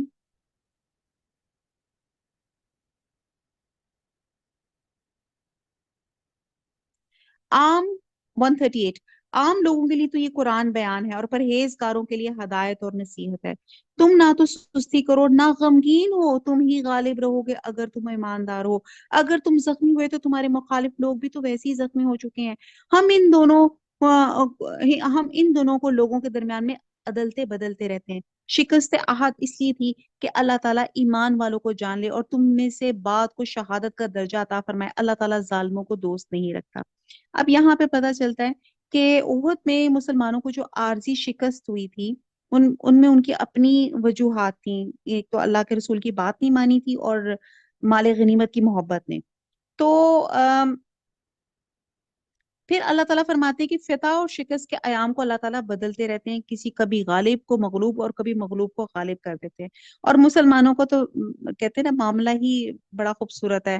اگر وہ جہاد پہ چلے گئے تو فوت ہو گئے تو شہید، نہیں تو غازی ہو گئے. دونوں ہی میں جو ہے اجر ہی اجر ہے. اور پھر آگے اللہ تعالیٰ آگے بیان فرما رہے ہیں کہ ایک تو اللہ تعالیٰ ایمان والوں کو جان لے کہ صبر و استقامت اور ایمان کا تقاضا یہ ہے کہ جنگ کی شدت اور مصیبت میں صبر اور استقامت کا مظاہرہ کیا جائے. یقیناً وہ سب مومن ہیں. دوسرا، لوگوں کو شہادت کے مرتبے فائز کرنا. اور تیسرا، اللہ تعالیٰ ایمان والوں کو ان کے گناہوں سے پاک کر دے گا. اور چوتھا، کافروں کو مٹا دے گا. تو یہ اللہ تعالیٰ کے ہر کام میں جو ہے حکمت ہوتی ہے. اور پھر آپ یہ دیکھیں کہ یہ جہاد جو ہے یہ بھی آزمائش ہے.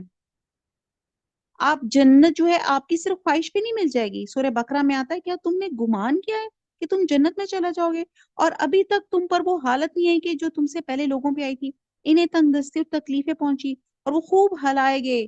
اور مزید فرمایا گیا سورہ عنکبوت آیت نمبر 2 میں، کیا لوگ گمان کرتے ہیں کہ انہیں صرف یہ کہنے پہ چھوڑ دیا جائے گا ہم ایمان لائے اور ان کی آزمائش نہ ہو. تو یاد رکھیں جو زندگی میں جو بھی چھوٹی بڑی آزمائشیں ہوتی ہیں اللہ تعالیٰ اپنے بندے کو ہلاتا ہے. اور جس کو کہتے ہیں نا سونے کی طرح جلا کے کندن بنانا، کہ اب اللہ تعالیٰ اپنے ایمان والوں کو نکھارتا رہتا ہے کہ میرے ایمان والے کون سے ہیں. آیت نمبر 141. یہ وجہ یہ تھی کہ اللہ تعالیٰ ایمان والوں کو بالکل الگ کر دے اور کافروں کو مٹا دے. کیا تم یہ سمجھ بیٹھے تھے کہ تم جنت میں چلا جاؤ گے، حالانکہ اب تک اللہ تعالیٰ نے یہ معلوم نہیں کیا کہ تم میں سے جہاد کرنے والے کون ہیں اور صبر کرنے والے کون ہیں. آیت نمبر نیکسٹ ہے، جنگ سے پہلے تو تم شہادت کی آرزو میں تھے، اب اسے اپنی آنکھوں سے اپنے سامنے دیکھ لیا ہے. حضرت محمد صلی اللہ علیہ وسلم صرف رسول ہی ہیں، ان سے پہلے بہت سے رسول ہو چکے ہیں. کیا اگر ان کا انتقال ہو جائے یا یہ شہید ہو جائیں تو تم اسلام سے اپنی ایڑیوں کے بل پھر جاؤ گے؟ اور جو کوئی پھر جائے اپنی ایڑیوں پر تو ہرگز اللہ تعالیٰ کا کچھ نہ بگاڑے گا. ان قریب اللہ تعالیٰ شکر گزاروں کو نیک بدلہ دے گا. اب یہ بڑا ایک یہاں پہ واقعہ ہے کہ غزوہ احد میں شکست کے اسباب میں آ، ایک وجہ یہ بھی تھی جہاں پہ امیر اطاعت نہیں تھی، اللہ کے رسول کی بات نہیں مانی تھی، مال غنیمت کی محبت بھی تھی. ایک بات یہ بھی تھی کہ حضور صلی اللہ علیہ وسلم کی ان کی شہادت کی خبر اڑا دی گئی تھی، جس سے مسلمانوں کے مورال ڈاؤن ہو گئے تھے. جس پر یہ آیت نازل ہوئی تھی کہ نبی کا کافروں کے ہاتھوں قتل ہو جانا یا اس پر موت کا وارد ہو جانا کوئی نئی بات نہیں ہے. پچھلے انبیاء بھی قتل ہوئے اور موت سے ہمکنار ہوئے، اور اگر بالفرض آپ اسے دوچار بھی ہو جائیں تو مسلمانوں کو کہا جا رہا ہے تم کیا دین سے پھر جاؤ گے؟ اور نبی صلی اللہ علیہ وسلم کی ثانیہ وفات کے وقت جب حضرت عمر رضی اللہ تعالیٰ عنہ شدت جذبات میں وفات نبی کا انکار کر رہے تھے تو حضرت ابو بکر صدیق نے نہایت حکمت سے کام لیتے ہوئے منبر رسول کے پاس کھڑے ہو کر کے پہلو میں کھڑے ہو کر انہی آیات کی تلاوت کی تھی، جس سے حضرت عمر بھی متاثر ہوئے تھے اور انہیں پتہ چلا تھا، انہیں یوں لگا کہ یہ آیات ابھی اتری ہے. یعنی کہ جب ان کو حضرت عمر کو حضور صلی اللہ علیہ وسلم کی شہادت کی جو افواہ اڑی تھی، جب حضور صلی اللہ علیہ وسلم کی جب ایگزیکٹلی ان کی جب رحلت ہوئی تھی، وصال ہوا تھا، تو حضرت عمر اتنے غصے والے تھے انہوں نے اپنی تلوار نکالی تھی کہ کون جو کہے گا حضور صلی اللہ علیہ وسلم اس دنیا میں نہیں، میں اس کی تلوار سے اس کا سر اڑا دوں گا. جس پہ حضرت ابو بکر نے بہت حکمت سے یہ آیت سنا کر ان کو بتایا تھا کہ یہ واقعہ یہ جو ہے واقعہ ہو چکا ہے، حضور صلی اللہ علیہ وسلم اب دنیا میں نہیں ہے. اور کہنے کا مقصد یہ تھا کہ حضور صلی اللہ علیہ وسلم جیسے اب واقع ہی نہیں ہے، تو کیا ہم لوگ اللہ اور اس کا دین چھوڑ دیں گے؟ اللہ تعالیٰ ہم سب کو ثابت قدم رکھے اسلام کے اوپر، اور مرتے وقت کلمہ نصیب فرمائے، لا الہ الا اللہ محمد الرسول اللہ۔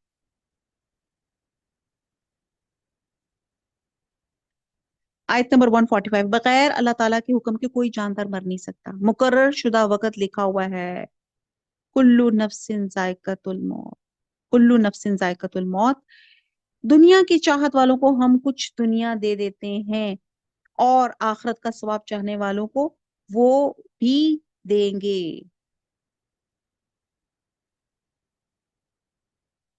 اور احسان ماننے والوں کو ہم بہت جلد نیک بدلہ دیں گے۔ بہت سے نبیوں کہ ہم رکاب ہو کر بہت سے اللہ والے جہاد کر چکے، انہیں بھی اللہ کی راہ میں تکلیفیں پہنچی، لیکن نہ تو انہوں نے ہمت ہاری، فما وہنو، نہ سست رہے، ضعفو ومستکانو، اور نہ دبے، اللہ صبر کرنے والوں کو ہی چاہتا ہے۔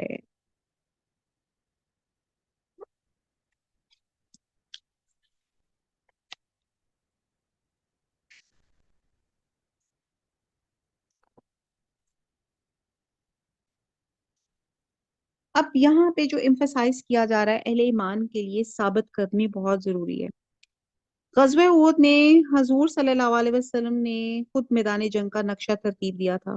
اب جو لڑائی میں جنگ کا نقشہ بدلا اور حضور صلی اللہ علیہ وسلم کی شہادت کی خبر اڑی، جسے سن کے مسلمانوں کے دل بیٹھ گئے، اور منافقین نے کہنا شروع کر دیا کہ چلو اب عبداللہ بن ابی کے پاس چلیں تاکہ ہمارے لیے ابو سفیان سے امان لے کے دے، اور بات یہ تک کہہ دیا کہ محمد صلی اللہ علیہ وسلم اللہ کے رسول ہوتے تو قتل کیسے ہوتے، چلو اب آبائی دین کی طرف لوٹ چلتے ہیں۔ ان کی ان باتوں کے جواب میں یہ آیات نازل ہوئی، اور کہا گیا کہ حضور صلی اللہ علیہ وسلم اللہ کے سچے پیغمبر ہیں۔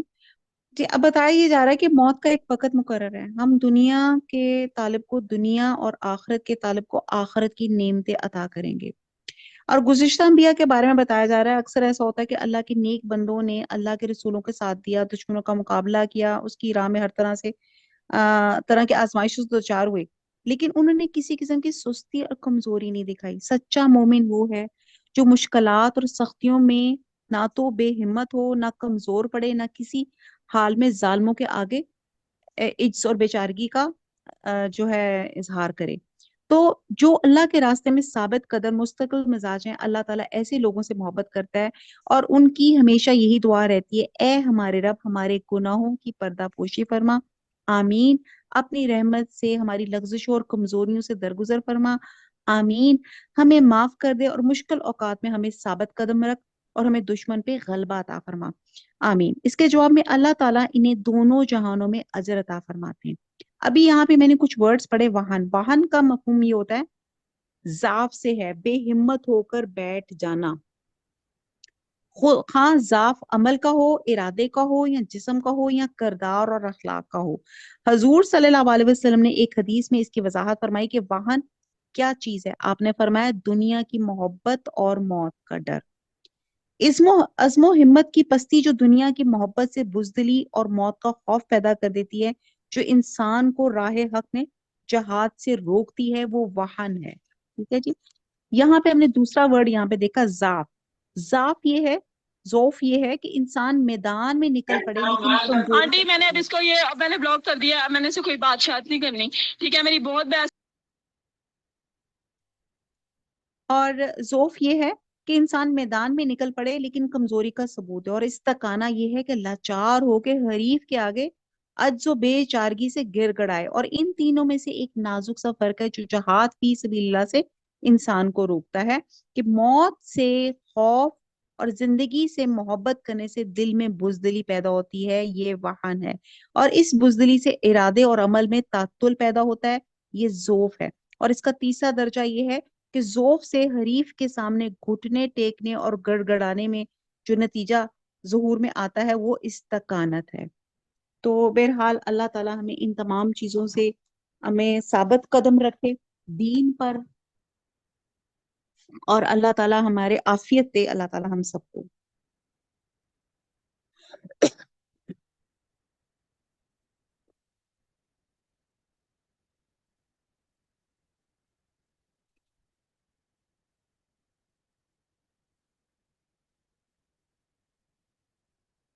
आयत नंबर 147, यही कहते रहे कि ए परवरदिगार, कालू रब्बना इग़फिर लना ज़ुनूबना व इसराफना फी अमरना वसब्बित अक़दामना वंसुरना अलल कौमिल काफिरीन। आमीन। वो यही कहते रहे, ए परवरदिगार हमारे गुनाहों को बख्श दे, हमसे हमारे कामों में जो बेजा ज्यादती हुई है इससे भी माफ फरमा, और हमें साबित कदमी अता फरमा, हमें काफरों की कौम पर मदद दे। अल्लाह ताला ने इन्हें दुनिया का सवाब भी दिया और आखिरत के सवाब की खूबी भी अता फरमाई। अल्लाह ताला नेक लोगों को दोस्त रखता है। ए ईमान वालो, अगर तुम काफरों की बातों मानोगे वो तुम्हें एड़ियों के बल पलटा देंगे, यानी तुम्हें मुर्तद बना देंगे, फिर तुम नामुराद हो जाओगे। बल्कि अल्लाह ताला ही तुम्हारा मौला है, वही बेहतरीन मददगार है। हम अनकरीब काफरों के दिलों में रोब डाल देंगे, इस वजह से कि अल्लाह ताला के साथ उन चीजों को शरीक करते हैं जिनकी कोई दलील अल्लाह ताला ने नहीं उतारी। इनका ठिकाना जहन्नम है, इन जालिमों की बुरी जगह है। अल्लाह ताला तुमसे अपना वादा सच्चा कर दिखाया, जबकि तुम उसके हुक्म से इन्हें काट रहे थे, यहाँ तक कि जब तुमने पस्त हिम्मती अख्तियार की और काम में झगड़ने लगे और नाफरमानी की। इसके बाद कि उसने तुम्हारी चाहत की चीज तुम्हें दिखला दी और तुम में से बात दुनिया चाहते थे और बात का इरादा आखिरत का था, फिर इसने तुम्हें उनसे फेर दिया ताकि तुमको आजमाए। यकीनन इसने तुम्हारी लफ्जिश से दरगुजर फरमाया, और ईमान वालों पे अल्लाह ताला बड़े फजल वाला है।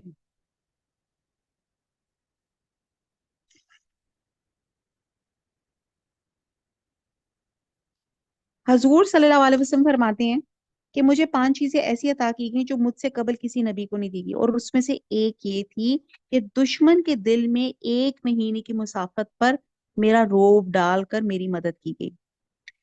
और इस हदीस से मालूम होता है कि आपका रोब मुस्तकिल तौर पे दुश्मन के दिल में डाल दिया गया था। और यही वजह है कि मुसलमानों की एक बड़ी जो थी तादाद मुशरकाना अकायद और अमाल में मुब्तला हुई, और दुश्मन इनसे मरूब होने की बजाय वो दुश्मनों से मरूब हुए। ठीक है जी। तो आपके साथ आपकी उम्मत यानी कि मुसलमानों का रोब भी मुशरकों पे डाल दिया गया, और इसकी वजह इनका शिर्क है। गोया शिर्क करने वालों का दिल दूसरों की हैबत से लर्जा और तरसा रहता है, और फिर यही वजह है कि जो मरूब हो जाते हैं मुसलमान। हम्म, मुसलमानों की एक बड़ी तादाद मुशरकाना अकायद और अमाल से में मुब्तला हो जाती है, और दुश्मन से मरूब होने के बजाय वो दुश्मनों से मरूब हो जाते हैं। तो कुरान की रस्सी, अल्लाह कुरान और सुन्नत को पकड़ लें, इंशाल्लाह ताला अल्लाह ताला हमारा हामी और नासिर रहेगा। आयत नंबर 153, जब तुम चढ़े चले जा रहे थे और किसी की तरफ तवज्जो तक नहीं करते थे, अल्लाह के रसूल तुम्हारे तुम्हारे पीछे से आवाजें दे रहे थे, बस तुम्हें गम पे गम पहुंचाता कि तुम फौशुदा चीजों पे गमगीन ना हो और ना पहुंचने वाली तकलीफ पर उदास हो। अल्लाह ताला तुम्हारे तमाम अमाल से खबरदार है। ये पूरे ग़ज़वा उहद की बात की जा रही है कि नबी सल्लल्लाहु अलैहि वसल्लम अपने चंद साथियों समेत पीछे रह गए थे और मुसलमानों को पुकार थे, इलैया इबादुल्लाह, इलैया इबादुल्लाह, अल्लाह के बंदो मेरी तरफ लौट कर आओ, अल्लाह के बंदो मेरी तरफ लौट के आओ। लेकिन इस हालत में कोई उनकी पुकार नहीं सुन रहा था। ठीक है जी।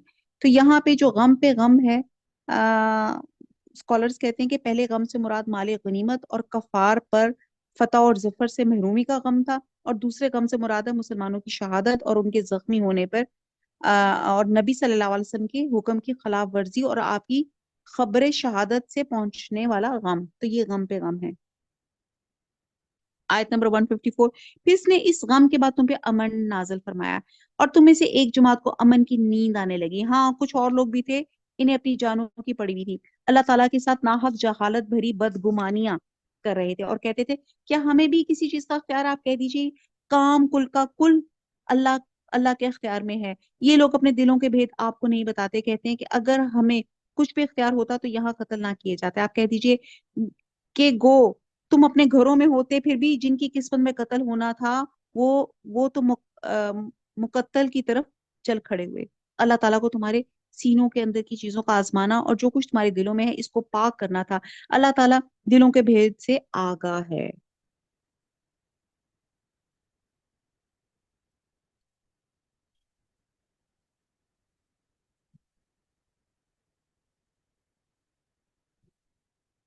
आयत नंबर 155, तुम में से जिन लोगों ने इस दिन पीठ दिखाई जिस दिन दोनों जमातों की मुठभेड़ हुई थी, یہ لوگ اپنے بات کرتوتوں کے بعد شیطان کے پھسلانے میں آ گئے تھے، لیکن یقین جانو کہ اللہ تعالیٰ نے انہیں معاف کر دیا۔ اللہ تعالیٰ بخشنے والا اور تحمل والا ہے۔ اے ایمان والو، تم ان لوگوں کی طرح نہ ہو جانا جنہوں نے کفر کیا اور اپنے بھائیوں کے حق میں، جبکہ وہ سفر میں ہوں یا جہاد میں ہوں، کہا کہ اگر یہ ہمارے پاس ہوتے تو نہ مرتے اور نہ مارے جاتے۔ اس کی وجہ یہ تھی کہ اس خیال کو اللہ تعالیٰ ان کی دلی حسرت کا سبب بنا دیا۔ اب یہ وہ لوگوں کی حسرت بیان کی جا رہی ہے کہ اگر وہ سفر یا میدان جنگ میں نہ جاتے بلکہ گھر میں رہتے تو موت کی آغوش سے بچ جاتے۔ حالانکہ آپ کو پتا ہے موت تو مضبوط قلعوں کے اندر بھی آ جاتی ہے۔ سورہ نساء میں آئے آیت نمبر 78، تم جہاں کہیں بھی ہو موت تمہیں پالے گی اگرچہ تم ہو مضبوط قلعوں میں۔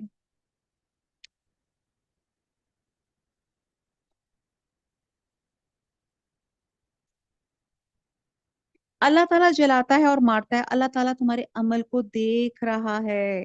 قسم ہے اگر اللہ تعالیٰ کی راہ میں شہید کیے جاؤ یا اپنی موت مرو، بے شک اللہ تعالیٰ کی بخشش اور رحمت اس سے بہتر ہے جسے یہ جمع کر رہے ہیں۔ آپ اندازہ لگائیں، موت تو ہر صورت میں آنی ہے، لیکن اگر موت ایسی آئے جس میں انسان اللہ کی مغفرت اور رحمت کا مستحق قرار پائے تو مجھے بتائیں یہ دنیا کے مال اور اسباب سے بہت بہتر ہے جس کی جمع کرنے میں انسان عمر کھپا دیتا ہے۔ اس لیے اللہ کی راہ میں جہاد کرنے سے گریز نہیں کرنا چاہیے، اس میں رغبت اور شوق ہونا چاہیے۔ اسی طرح رحمت و مغفرت اور الہی یقینی ہو جاتی ہے، اب بشرطے کہ آپ اخلاص کے ساتھ یہ کام کریں۔ آیت نمبر 158، بالیقین خواہ تم مر جاؤ یا مار ڈالے جاؤ، جمع تو اللہ کی طرف ہی کیے جاؤ گے۔ اللہ تعالیٰ کی رحمت کے باعث آپ پر نرم دل ہیں، اور اگر آپ بد زبان اور سخت دل ہوتے تو یہ سب آپ کے پاس سے چھٹ جاتے۔ سو آپ ان سے درگزر کریں اور ان کے لیے استغفار کریں اور کام مشورہ ان سے کیا کریں، اور پھر جب آپ کا پختہ ارادہ ہو جائے تو اللہ تعالیٰ پہ بھروسہ کریں، بے شک اللہ تعالیٰ توکل کرنے والوں کو دوست رکھتا ہے۔ یہاں دعوت کی بات کی جا رہی ہے کہ حضور صلی اللہ علیہ وسلم انتہائی نرم دل تھے، ان کی پرسنالٹی کا اورا اتنا خوبصورت اور پازیٹیو تھا کہ لوگ خود اٹریکٹ ہوتے تھے۔ آیت نمبر 60، اگر اللہ تعالیٰ تمہاری مدد کرے تو تم پر کوئی غالب نہیں آ سکتا، اگر وہ تمہیں چھوڑ دے تو اس کے بعد کون ہے جو تمہاری مدد کرے؟ ایمان والوں کو اللہ تعالیٰ پر ہی بھروسہ رکھنا چاہیے۔ ناممکن ہے کہ نبی سے خیانت ہو جائے، ہر خیانت کرنے والا خیانت کو لیے ہوئے قیامت کے دن حاضر ہوگا، پھر ہر شخص اپنے اعمال کا پورا پورا بدلہ دیا جائے گا اور وہ ظلم نہ کیے جائیں گے۔ کیا پس وہ شخص جو اللہ تعالیٰ کی خوشنودی کے در پہ ہے اس شخص جیسا ہے جو اللہ تعالیٰ کی ناراضگی لے کے لوٹتا ہو اور جس کی جگہ جہنم ہے جو بدترین جگہ ہے؟ اب یہاں پہ آیت میں پیچھے مشاورت کی بہت اہمیت بیان کی گئی ہے کہ مشورہ لے کے بات کر لینی چاہیے۔ بہرحال آگے چلتے ہیں۔ اللہ تعالیٰ کے پاس ان کے الگ الگ درجے ہیں، ان کے تمام اعمال کو اللہ تعالیٰ بخوبی دیکھ رہا ہے۔ بے شک مسلمانوں پہ اللہ تعالیٰ کا بڑا احسان ہے کہ ان میں سے ایک رسول ان میں بھیجا جو انہیں ان کی آیتیں پڑھ کر سناتا ہے، انہیں پاک کرتا ہے، انہیں کتاب اور حکمت سکھاتا ہے، یقیناً یہ سب اس سے پہلے کھلی گمراہی میں تھے۔ اب یہاں نبی کے بشر اور انسانوں میں سے ہی ہونے کو اللہ تعالیٰ نے ایک احسان بتایا ہے۔ ایک تو یہ کہ اللہ تعالیٰ نے انسانوں میں سے انسان جو ہے رسول بنا کے بھیجا تاکہ وہ اپنی قوم کی زبان اور لہجے میں اللہ کا پیغام پہنچائے جس کو سمجھنا ہر انسان کے لیے آسان ہو، اور دوسرا ہم جنس ہونے کی وجہ سے لوگ ان سے مانوس اور ان کے قریب ہو جائے، اور تیسرا انسان کے لیے انسان بشر کی پیروی کرنا تو ممکن ہے لیکن فرشتوں کی پیروی کرنا ان کے بس کی بات نہیں ہے۔ اور یہاں پہ سورہ یوسف میں بھی آتا ہے کہ ہم نے آپ صلی اللہ علیہ وسلم سے پہلے جتنے رسول بھیجے وہ مرد تھے جن پر ہم وحی کرتے تھے۔ اور یہاں پہ حضور صلی اللہ علیہ وسلم کی نبوت کا مقصد بھی بتایا گیا، تین اہم مقاصد بتائے گئے: تلاوت آیات، پھر تزکیہ یعنی کہ اصلاح کرنا، اور تیسرا تعلیم کتاب و حکمت یعنی کہ حدیث۔ بہت لمبی اس کی ڈیٹیل ہے، بہرحال ٹائم اتنا نہیں ہے کہ ہم اس پہ تھوڑا سا بات کر سکیں۔ کہ پہلی تو یہاں پہ ہے کہ تلاوت، اللہ کے ہر لفظ میں ایک جس کو کہتے ہیں نا نیکی ہے، اور تلاوت کا ایک امپیکٹ اثر بہت زیادہ ہے۔ اگر آپ اس کو تلاوت آپ خاموش بیٹھ کے پڑھیں تو آپ دیکھیں آپ کی دل کی دنیا بدل جاتی ہے۔ اور دوسرا کام یہاں پہ تزکیہ بتایا گیا۔ تزکیہ کیسے ہوتا ہے کہ آپ کی اخلاق اور عادات، کردار، آپ کا یعنی کہ اس میں کیا ہوتا ہے کہ آپ کا ٹوٹل طرز عمل بدل جاتا ہے۔ آپ اپنی اصلاح کرنے لگ جاتے ہیں. ٹھیک ہے جی. اور اس میں کیا ہوتا ہے کہ اپنے ذات کے اندر جتنی برائیاں اور جتنی وہ چیزیں ان کے سب چیزوں کو نکال کے آپ نے نیکی کے بیج اپنے دل میں بونے ہوتے ہیں. اور پھر تیسری چیز جو ہے کتاب کی تعلیم، یعنی کہ یہاں پہ مراد حدیث ہے. اور سوری، تیسری چیز کتاب کی تعلیم ہے. کتاب کی تعلیم یعنی کہ جو قرآن کو سمجھ بوجھ کے اس کو پڑھنا، عمل کرنا اور ابلاغ آگے پہنچانا. چوتھی چیز حکمت ہے، یعنی کہ آپ کی سنت ہے. اور جو قرآن میں جو ہے جس کو کہتے ہیں نا قرآن کی عملی تفسیر حضور صلی اللہ علیہ وسلم کی ذات ہے. تو جو چیزیں ویسے آپ کو قرآن میں آتی ہیں وہ حضور صلی اللہ علیہ وسلم اس کی پریکٹیکلی اس کی جو اگزامپل آپ کو ہمیں حضور صلی اللہ علیہ وسلم کی لائف میں مل جاتی ہے. تو یہاں پہ یہ 3 سے 4 باتیں بتائی گی. ایک تو تلاوت آیات، اور تلاوت آیات ہی میں دوسری چیز آ جاتی ہے کہ اس کو سمجھنا. پھر تیسرا عمل میں لے کر آنا، اور تیسری تزکیہ، اور چوتھا آپ کی حکمت. آیت نمبر 165 کیا بات ہے کہ جب تمہیں ایک ایسی تکلیف پہنچی جو پہنچی ہے تم اس جیسی دو چند پہنچا چکے، تو یہ کہنے لگے کہ کہاں سے آ گیا. آپ کہہ دیجیے یہ خود تمہاری طرف سے ہے. بے شک اللہ تعالیٰ ہر چیز پر قادر ہے.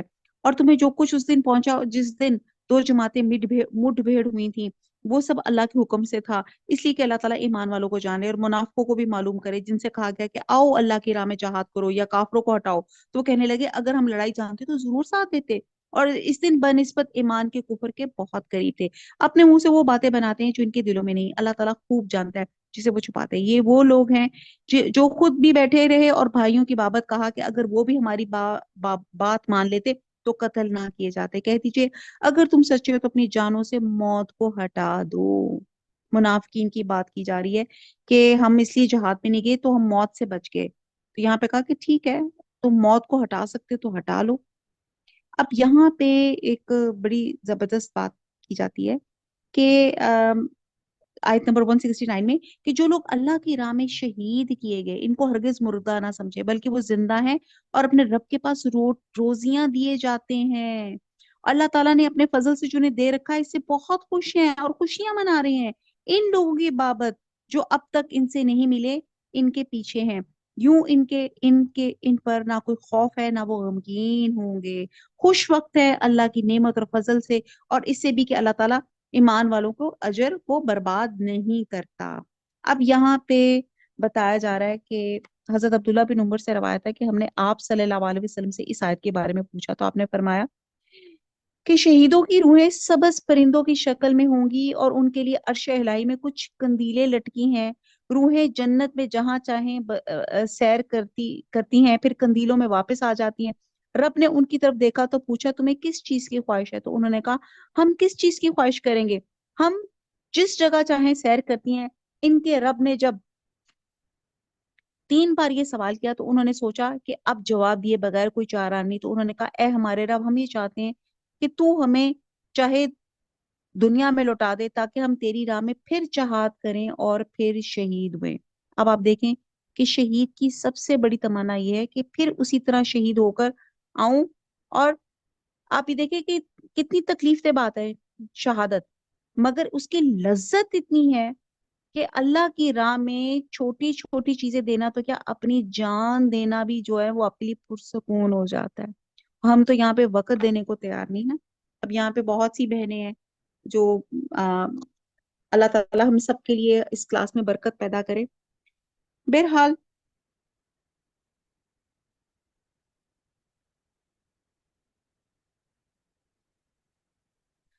بعض اسکالرس کہتے ہیں کہ شہداء کی زندگی حقیقی ہے یا مجازی؟ یقیناً حقیقی ہے اور اس کا شعور اہل دنیا کو نہیں ہے. اور بعض اسکالرس کہتے ہیں کہ قبروں میں ان کی روحیں لوٹا دی جاتی ہیں، وہ اللہ کی نعمتوں سے لطف اندوز ہوتے ہیں. بعض کہتے ہیں کہ جنت کے پھلوں کی خوشبوئیں انہیں آتی ہیں. اور ایک حدیث کا مفہوم جو میں نے ابھی آپ کو بتایا کہ ان کی روحیں سبز پرندوں کے جوف یا سینوں میں داخل کر دی جاتی ہیں اور وہ جنت میں کھاتی پھرتی ہیں اور اس کی نعمتوں سے مستفید ہوتی ہیں.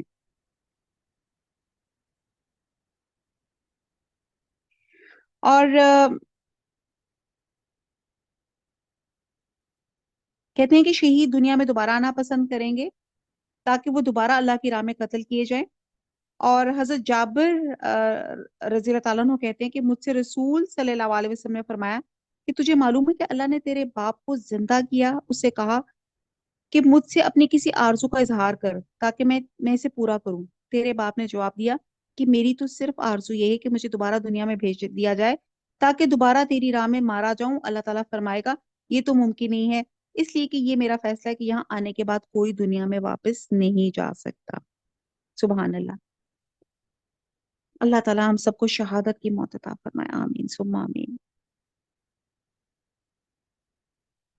آیت نمبر 172، جن لوگوں نے اللہ اور رسول کے حکم کو قبول کیا اس کے بعد انہیں پورے زخم لگ چکے تو ان میں سے جنہوں نے نیکی کی اور پرہیزگاری برتی ان کے لیے بہت زیادہ اجر ہے، اور جو لوگ اور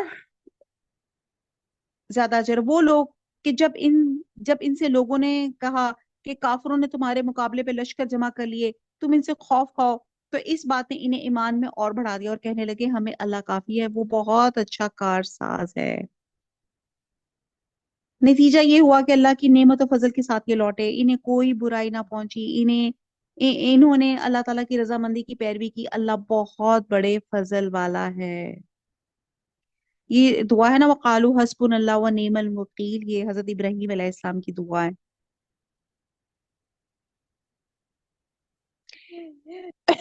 اسکالرز کہتے ہیں کہ حضرت ابراہیم علیہ السلام کو جب آگ میں ڈالا تھا تو آپ کے منہ پہ یہ الفاظ ہے حسبنا اللہ ونعم الوکیل۔ آیت نمبر 175، یہ خبر دینے والا صرف شیطان ہی ہے جو اپنے دوستوں سے ڈراتا ہے، تم ان کافروں سے نہ ڈرو اور میرا خوف رکھو اگر تم مومن ہو۔ کفر میں آگے بڑھنے والے لوگ تجھے غمناک نہ کرے، یقین مانو یہ اللہ تعالیٰ کا کچھ نہ بگاڑ سکیں گے، اللہ تعالیٰ کا ارادہ ہے کہ ان کے لیے آخرت کا کوئی حصہ نہ کرے، ان کے لیے بڑا عذاب ہے۔ کفر کو ایمان کے بدلے خریدنے والے ہرگز اللہ تعالیٰ کو کوئی نقصان نہیں پہنچا سکتے، انہی کے لیے المناک عذاب ہیں۔ کافی لوگ ہماری دی ہوئی مہلت کو اپنے حق میں بہتر نہ سمجھے، یہ مہلت تو اس لیے کہ وہ گناہوں میں اور بڑھ جائیں، انہی کے لیے ذلیل کرنے والے عذاب ہیں۔ آیت نمبر 179، جس حال میں تم ہو اس پہ اللہ ایمان والوں کو نہ چھوڑ دے گا جب تک کہ وہ پاک اور ناپاک کو الگ الگ نہ کر دے، اور نہ اللہ تعالیٰ ایسا ہے کہ تمہیں غیب سے آگاہ کر دے، بلکہ اللہ تعالیٰ اپنے رسولوں میں سے جس کا چاہے انتخاب کر لیتا ہے، اس لیے تم اللہ تعالیٰ پر اس کے رسولوں پر ایمان رکھو، اور اگر تمہیں ایمان لاؤ اور تقویٰ کرو تو تمہارے لیے بڑا بھاری اجر ہے۔ جنہیں اللہ تعالیٰ نے اپنے فضل سے کچھ دے رکھا ہے اس میں اپنی کنجوسی کو اپنے لیے بہتر خیال نہ کریں، بلکہ ان کے لیے نہایت بدتر ہے، ان قریب قیامت والے دن یہ اپنی کنجوسی کی چیز کے توق ڈالے جائیں گے۔ یہاں پہ بخل کی مینشن کیا جا رہا ہے کہ ایک حدیث میں آتا ہے کہ قیامت والے دن اس کے مال کو ایک زہریلا اور نہایت خوفناک سانپ بنا کے توق کی طرح ان کے گلے میں ڈال دیا جائے گا۔ وہ سانپ اس کی بانچھیں پکڑے گا اور کہے گا میں تیرا مال ہوں، میں تیرا خزانہ ہوں۔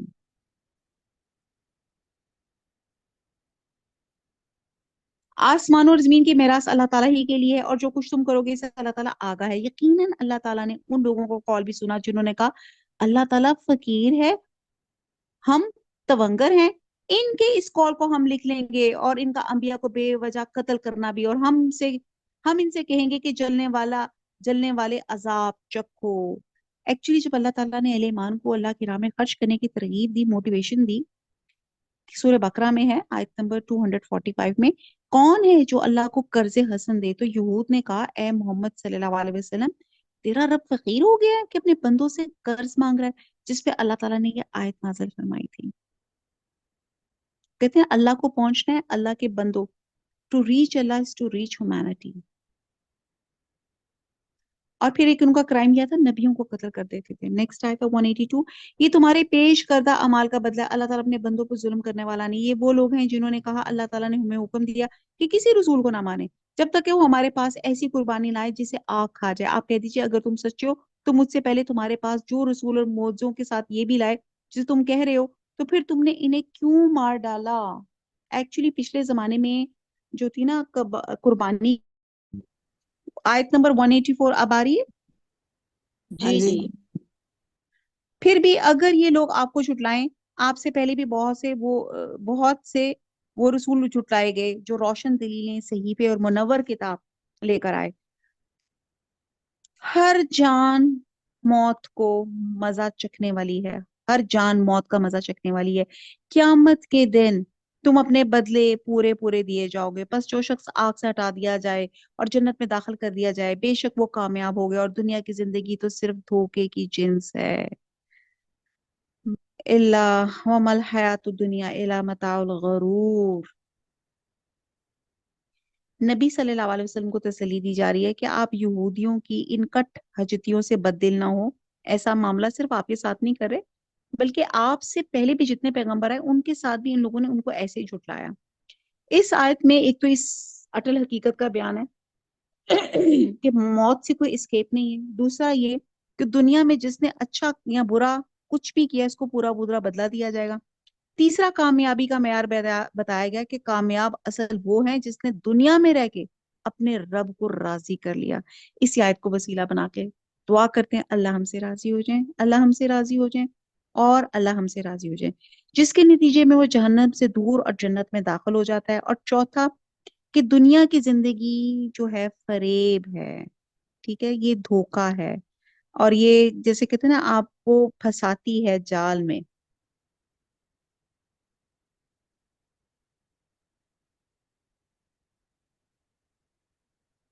یقیناً تمہارے مال اور جانوں سے تمہاری آزمائش کی جائے گی، بار بار کیا جا رہا ہے مالو، اور یہ بھی یقین ہے کہ تمہیں ان لوگوں کی جو تم سے پہلے کتاب دیے گئے تھے اور مشرکوں کی بہت سی دکھ دینے والی باتیں بھی سننی پڑیں گی۔ اگر تم صبر کر لو، پرہیزگاری اختیار کر لو، تو یقیناً یہ بہت بڑی ہمت کے کام ہے۔ اہل ایمان کو ان کے ایمان کے مطابق آزمانے کا بیان ہے، جیسے آیت نمبر 155 میں سورہ بقرہ میں گزرا تھا کہ رئیس المنافقین عبداللہ بن ابی نے ابھی اسلام کا اظہار نہیں کیا تھا اور جنگ بدر بھی نہیں ہوئی تھی کہ نبی صلی اللہ علیہ وسلم حضرت سعد بن عبادہ کی عیادت کے لیے بنی حارث بن خزرج میں تشریف لے گئے۔ راستے میں ایک مجلس میں مشرکین یہود اور عبداللہ بن ابی بیٹھے ہوئے تھے۔ آپ کی سواری سے جو گرد اٹھی اس نے اس پہ بڑی ناگواری کا اظہار کیا۔ آپ نے ٹھہر کر قبول اسلام کی دعوت بھی دی، جس پہ عبداللہ بن ابی نے گستاخانہ کلمات کیے۔ وہاں پہ کچھ مسلمان بھی تھے، انہوں نے اس کے برعکس آپ کی تحسین فرمائی۔ قریب تھا کہ ان کے درمیان میں جھگڑا ہو جاتا، آپ صلی اللہ علیہ وسلم نے سب کو خاموش کروا دیا۔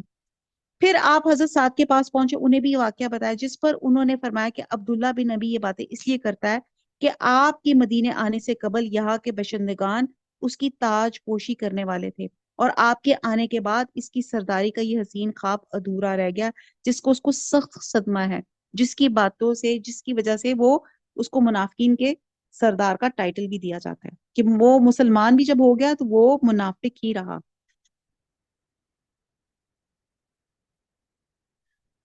یہاں سے پتہ چلتا ہے اللہ تعالیٰ ہمارے دلوں کے بھید اور زبانی باتیں تو جانتا ہی، دلوں تک کو اللہ تعالیٰ جانتا ہے۔ آیت نمبر 187، اللہ تعالیٰ نے جب اہل کتاب سے عہد لیا کہ تم اسے سب لوگوں سے ضرور بیان کرو گے، سائمہ، جی سوری فار انٹرپشن، جی جی آپ نے وہ میں بات نہیں مجھے نہیں پتا سنی کہ آپ نے کیا کہا کہ جو ایمان لے بھی آئے تو پھر کیا ہوتا ہے، وہ کیا کرے تو خدا اللہ ناراض ہوتا ہے؟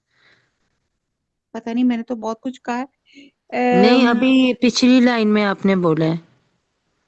اچھا جی، یہ اللہ تعالیٰ بتا رہے ہیں کہ تمہاری مالوں اور جانوں سے تمہاری آزمائش ہوگی، تو اس میں نے ایک واقعہ بتایا تھا کہ عبداللہ بن ابی جو رئیس المنافقین تھا، جو ابھی مسلمان ہوا نہیں تھا، اور آپ صلی اللہ علیہ وسلم جب اس کے پاس سے گزرے اور آپ نے اس کو سلام کیا اور اس کی دعوت دی، اس نے بڑی ناگواری کا اظہار کیا، کیونکہ جس پہ لوگوں نے بتایا تھا کہ آپ کے حضور صلی اللہ علیہ وسلم کی مدینہ میں آنے سے قبل جو تھے کہ وہاں کے لوگ جو تھے اس کی تاج پوشی کرنے لگے تھے، جس کی وجہ سے بہت زیادہ حضور صلی اللہ علیہ وسلم سے بغض اور عناد رکھتا تھا، لیکن آپ صلی اللہ علیہ وسلم نے ہمیشہ درگزر سے ہی کام لیا۔ اور باقی یہاں پہ میں نے آپ کو 3 4 حقیقتیں اس آیت کی بتائی ہیں کہ موت جو ہے اس کا اسکیپ نہیں ہے، جو آپ کو اچھا یا برا ہوگا اللہ تعالیٰ اس کی جزا ضرور دیں گے۔ اور تیسرا اس میں بتایا گیا کہ اس میں اصل کامیابی یہ ہے کہ جس نے دنیا میں رہ کے اللہ کو راضی کر لیا، اور چوتھا یہ کہ دنیا جو ہے یہ فریب ہے، جو اس میں سے دامن بچا کے نکل گیا وہ خوش نصیب، جو اس میں پھنس گیا وہ ناکام اور نامراد ہے۔ Thank you. آیت ٹھیک نمبر ہے، تھینک یو۔ 187۔ اور اللہ تعالیٰ نے جو پہلے کتاب سے عہد لیا کہ تم اسے سب لوگوں سے ضرور بیان کرو گے۔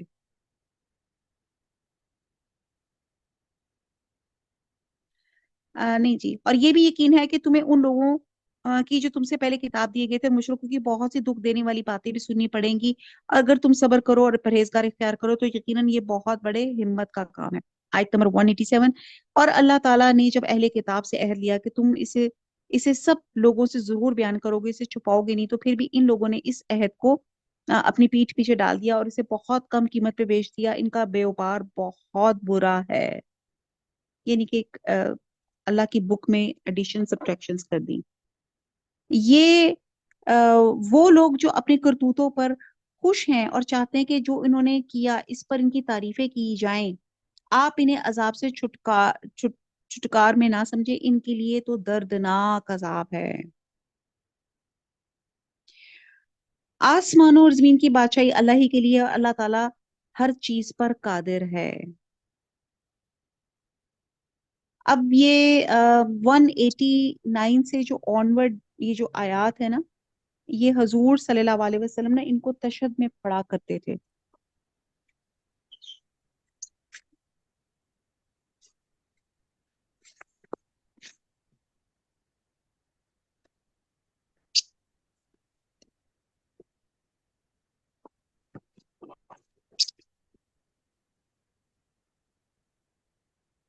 جی یہ والی جو میں آیات پڑھی ہوں، وقت اتنا نہیں ہے کہ اس پہ ہم ذرا ڈیٹیل بات کریں۔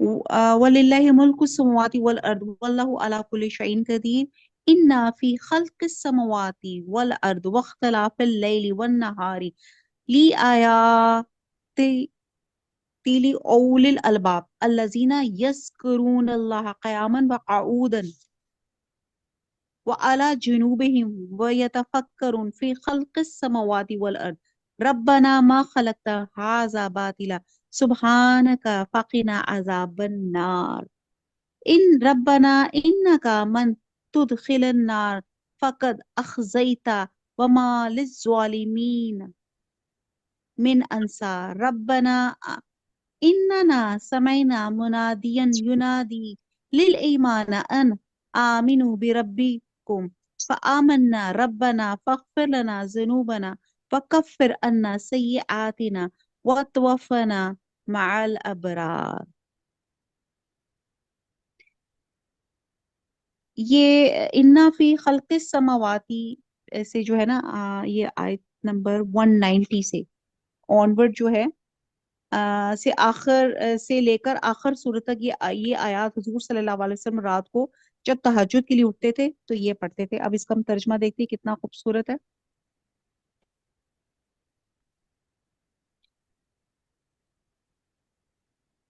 آسمان اور زمین کی بادشاہی اللہ ہی کے لیے اور اللہ تعالیٰ ہر چیز پر قادر ہے۔ آسمان اور زمین کی پیدائش میں اور رات دن کے ہیر پھیر میں یقیناً عقل مندوں کے لیے نشانیاں ہیں۔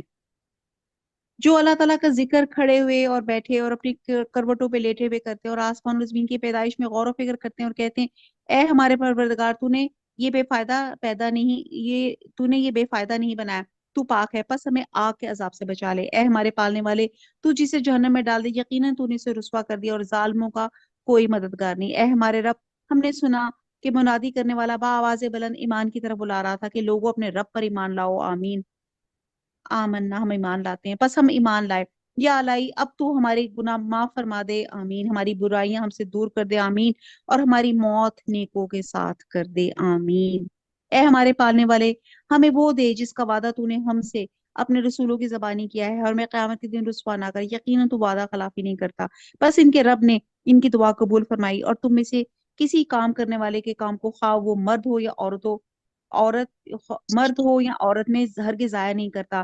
تم آپس میں ایک دوسرے کے ہم جنس ہو، اس لیے وہ لوگ جنہوں نے ہجرت کی اور اپنے گھروں سے نکال دیے گئے اور جنہیں میری راہ میں ایذا دی گئی، جنہوں نے جہاد کیا اور شہید کیے گئے، وہ ضرور ان کی برائیاں سے دور کر دوں گا، بالکل انہیں ان جنتوں میں لے جاؤں گا جن کے نیچے نہریں بہ رہی ہوں گی۔ یہ ہے ثواب اللہ تعالیٰ کی طرف سے، اور اللہ تعالیٰ کے پاس بہترین ثواب ہے۔ تجھے کافروں کا شہروں میں چلنا پھرنا فریب میں نہ ڈال دے، یہ تو بہت تھوڑا سا فائدہ ہے، اس کے بعد ان کا ٹھکانہ تو جہنم ہے، وہ بڑی بری جگہ ہے۔ لیکن جو لوگ اپنے रब से डरते हैं, इनके लिए जन्नतें हैं जिनके नीचे नहरें जारी हैं, इनमें वो हमेशा रहेंगे। ये मेहमानी है अल्लाह ताला की तरफ से। और नेक लोगों के लिए जो कुछ अल्लाह ताला के पास है वो बहुत ही बेहतर है। यकीनन अहले किताब में से बाद ऐसे हैं जो अल्लाह ताला पर ईमान लाते हैं और तुम्हारी तरफ जो उतारा गया इसकी इनकी जानब जो नाजिल हुआ इस पर भी अल्लाह ताला से डरते हैं, अल्लाह ताला की आयतों को थोड़ी थोड़ी कीमत पे बेचते भी नहीं। इनका बदला इनके रब के पास है, यकीनन अल्लाह ताला जल्द हिसाब लेने वाला है। ए ईमान वालो, बहुत प्यारी आयत है, या अय्युहल्लज़ीना आमनू अस्बिरु वस्साबिरु वर्राबितु वत्तकुल्लाह लअल्लकुम तुफ्लिहून। ए ईमान वालो, तुम साबित कदम रहो, एक दूसरे को थामे रखो और जहाद के लिए तैयार रहो ताकि तुम मुराद को पहुंच जाओ। अब इन 10 आयात में पहली आयत में अल्लाह ताला की ये जो जहाद तहज्जुद में जो हुजूर सल्लल्लाहु अलैहि वसल्लम आयात पढ़ते थे, अल्लाह की कुदरत कामला का जो है बयान है। फिर हदीस में आता है कि हुजूर सल्लल्लाहु अलैहि वसल्लम ने फरमाया कि खड़े होकर नमाज पढ़ो, अगर खड़े होकर नहीं पढ़ सकते तो बैठ कर, और बैठ कर भी नहीं पढ़ सकते तो करवट के बल लेटे लेटे ही नमाज पढ़ लो। और फिर उसके बाद अजाब नार से बचने की दुआ है, और इसकी बाकी 3 आयात में मगफरत और क़यामत की दिन की रुसवाई से बचने की दुआ है अल्लाह ताला। और ये तमाम दुआएं हमारी अल्लाह ताला कबूल फरमाए। और आज सूरह मोमिन में है कि अल्लाह की आयतों में वही लोग झगड़ते हैं जो काफिर हैं, बस इनका शहरों में चलना फिरना आपको धोखे में ना डाले। और यहाँ पे जो इसके आखिर में जो सूरत के आखिर में ये जो बड़ी खूबसूरत ये आयत मैंने अब आपके साथ पढ़ी।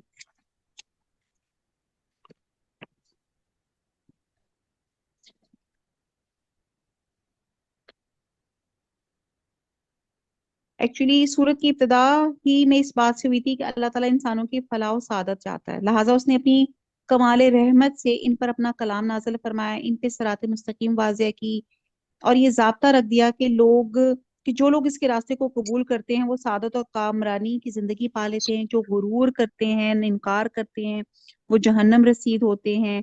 और बहुत सी आपकी माल और औलाद से आजमाइशें आती हैं।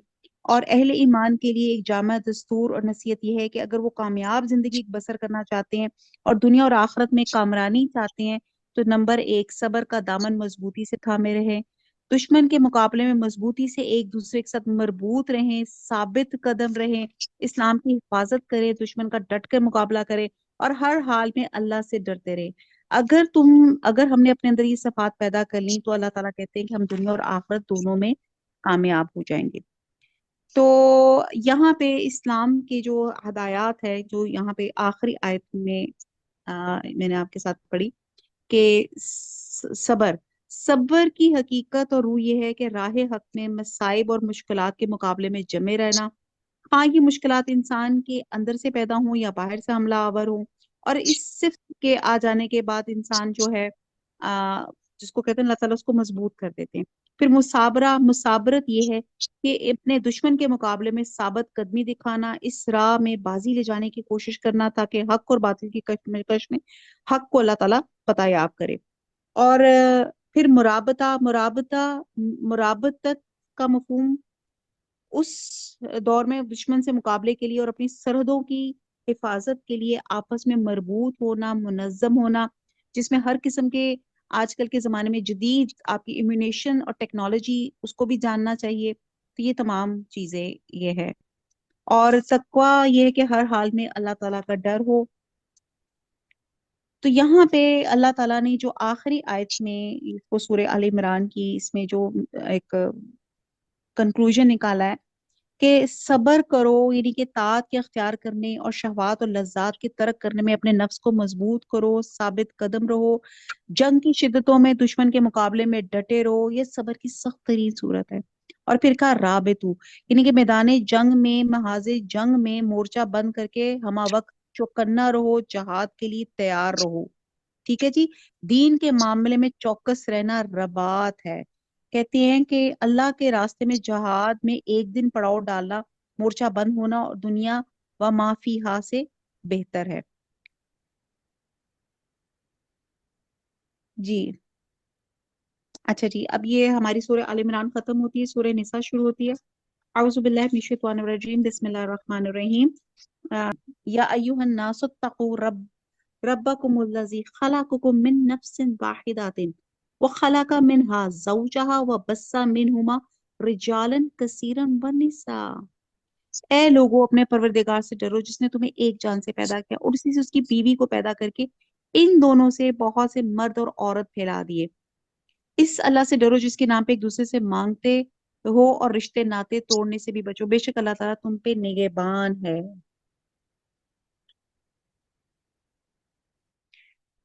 अब सूर्य निसा है, निसा का मतलब औरत है, और यहाँ पे और निसा के मायने औरतें हैं, और इस सूरत में औरतों के बहुत से अहम मसाइल का जिक्र है।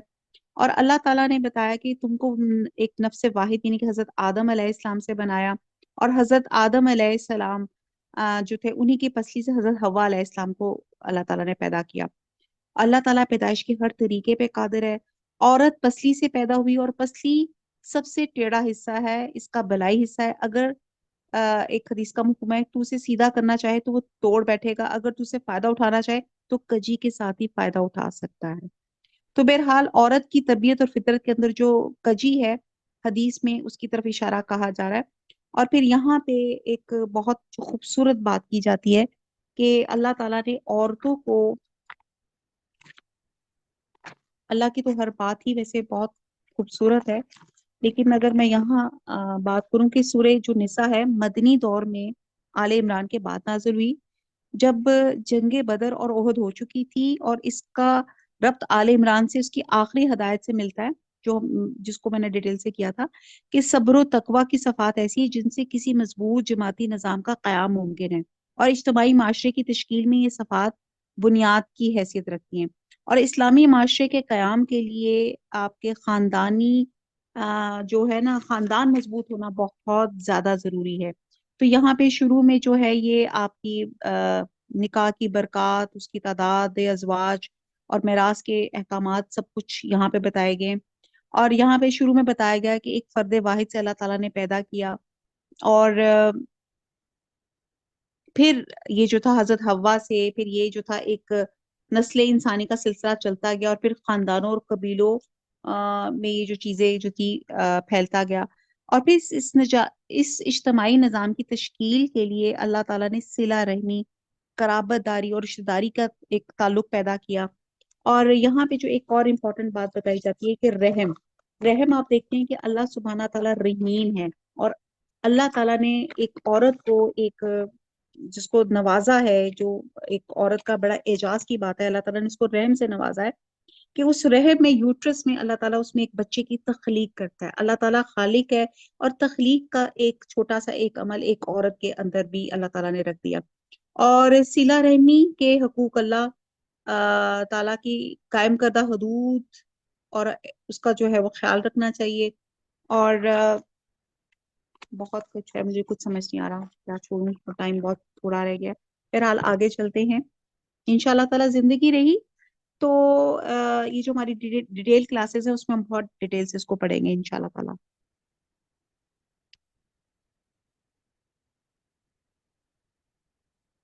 आयत नंबर सेकंड है, और यतीमों को उनके माल दो, और पाक और हलाल चीज के बदले नापाक और हराम चीज ना लो, अपने मालों के साथ इनके माल मिलाकर ना खा जाओ, बेशक ये बहुत बड़ा गुनाह है।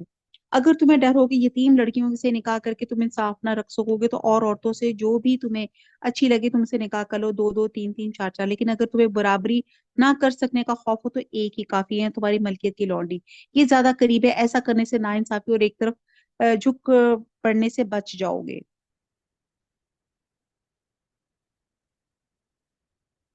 औरतों को उनके मेहर राजी खुशी दे दो, हाँ अगर वो खुद अपनी खुशी से कुछ मेहर छोड़ दे तो उसे शौक से जश्ता पुश्ता दिखाओ पियो। अकल वालों, अकल बेअकल लोगों को अपना माल ना दो, जिस माल को अल्लाह ताला ने तुम्हारी गुजारन के कायम रखने का जरिया बनाया। हाँ इन्हें इस माल से खिलाओ पिलाओ, पहनाओ और ओढ़ाओ, और इन्हें माकूलियत से नरम बात करो। यतीमों को उनके बालिग हो जाने तक सुधारते और आजमाते रहो। फिर अगर इनमें से जो होशियारी और हुस्न तदबीर पाओ तो इन्हें इनके माल सौंप दो। इनके बड़े हो जाने के डर से इनके मालों को जल्दी जल्दी फजूल खर्ची में तबाह ना करो।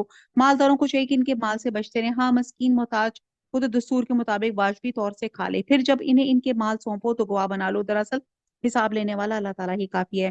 ماں باپ اور خوش و کارب کے ترکے میں مردوں کا حصہ بھی اور عورتوں کا بھی، جو ماں باپ خوش و کارب چھوڑ مرے، خواہ وہ مال کم ہو یا زیادہ ہو، اس میں حصہ مقرر کیا گیا ہے۔ اب یہاں پہ عورت کی امپورٹنس، پھر اللہ تعالیٰ نے تعداد ازواج اور پھر آگے وراثت کے قانون بیان کیے گئے ہیں۔ اور جب تقسیم کے وقت قرابت دار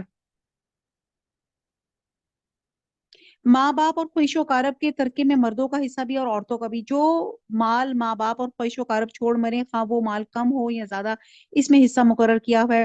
اور جب تقسیم کے وقت قرابت اور یتیم اور مسکین آ جائے تو تم اس میں سے کچھ میں سے تھوڑا انہیں بھی دے دو اور ان سے نرمی سے بولو، اور چاہیے کہ وہ اس بات سے ڈریں کہ اگر وہ خود اپنے پیچھے ننھے ننھے ناتوان بچے چھوڑ جائے جن کے ضائع ہو جانے کا اندیشہ رہتا ہے، تو ان کی چاہت کیا ہوتی؟ بس اللہ تعالیٰ سے ڈر کے جچی تلی بات کہا کریں۔ بہت کچھ ہے یہاں پہ، بات یہ ہے کہ اللہ تعالیٰ نے وراثت کی جو ہے قانون بنا دیے ہیں۔ آپ ایک سابق حیثیت انسان صرف 1/3 مال کی وصیت کر سکتا ہے، باقی جو ہے وہ اللہ تعالیٰ نے قرآن میں حصے ساری چیزیں واضح کر دی ہیں۔ اور یہاں پہ یتیموں کے حقوق کا بہت زیادہ امفسائز کیا گیا ہے، اور یہاں پہ اللہ تعالیٰ مثال کے طور پہ کہہ رہے ہیں کہ ہمیں اپنے بچوں کا کتنا خوف ہوتا ہے کہ ان کو ہر چیز مل جائے، تو جب ہم کسی یتیم بچے کا حق ماریں تو ہمیں نہیں پتا کہ اللہ تعالیٰ کتنا غضب ناک ہوں گے، اور یہ اگر معاملات ہمارے بچوں کے ساتھ ہوتا تو ہم کیا محسوس کرتے۔ بہرحال اللہ تعالیٰ سہارا ہیں، اور یتیموں کو، اور خاص طور پہ اللہ تعالیٰ کا خاص ان کے اوپر ہاتھ ہے۔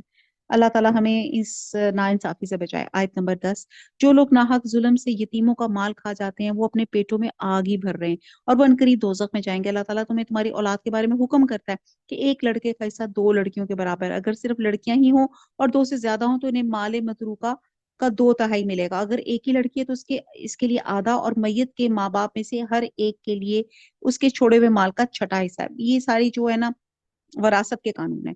اگر اس میت کی اولاد ہو اور اگر اولاد نہ ہو اور ماں باپ وارث ہوں تو اس کی ماں کے لیے 3واں حصہ ہے۔ ہاں اگر میت کے کئی بھائی ہوں تو پھر اس کی ماں کا 6واں ہے۔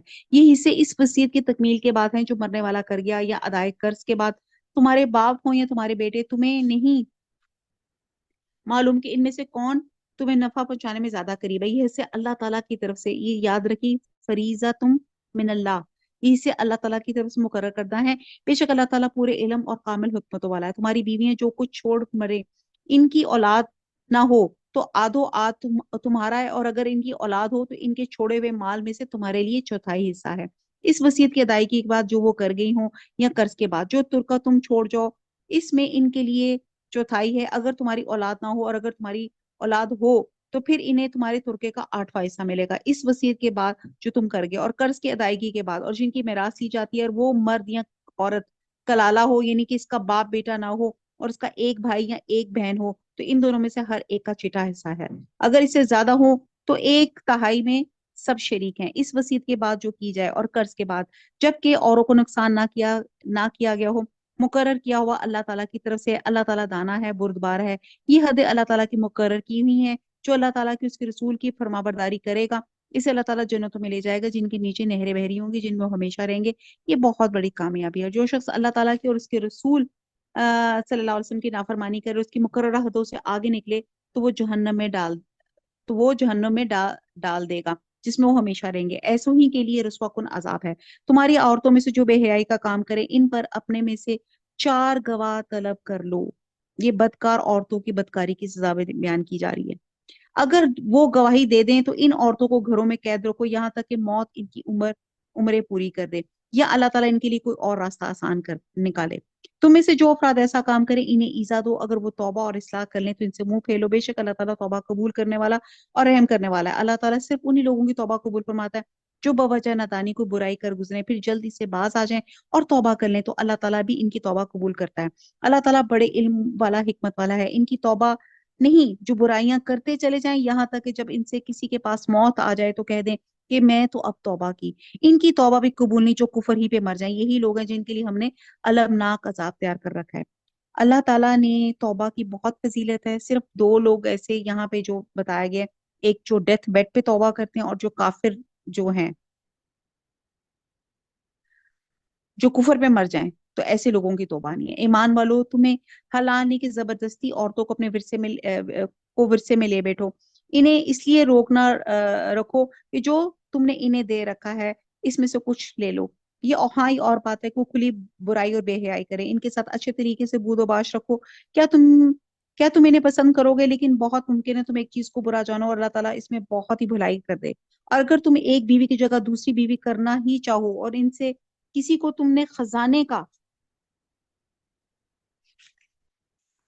خزانہ دے رکھا ہو تو بھی اسے کچھ نہ لو، تم اسے ناحق اور کھلا گناہ کرتے ہوئے بھی لے لو گے۔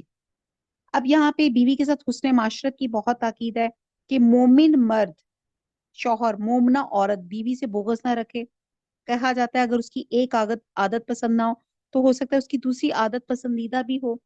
اور یہاں پہ یہ بھی مطلب ہے کہ بے حیائی اور جو نشوز کے علاوہ اگر بیوی میں کچھ اور کوتاہی ہیں جس کی وجہ سے خامد اسے ناپسند کرتا ہو تو اسے جلد بازی کا مظاہرہ کرتے ہوئے طلاق نہ دے، بلکہ صبر سے برداشت سے کام لے، کیونکہ ہو سکتا ہے اللہ تعالیٰ اس میں سے کوئی خیر کثیر پیدا کر دے، یعنی کہ نیک اولاد دے دیں، یا اس کی وجہ سے اللہ تعالیٰ اس کی کاروبار میں برکت ڈال دے۔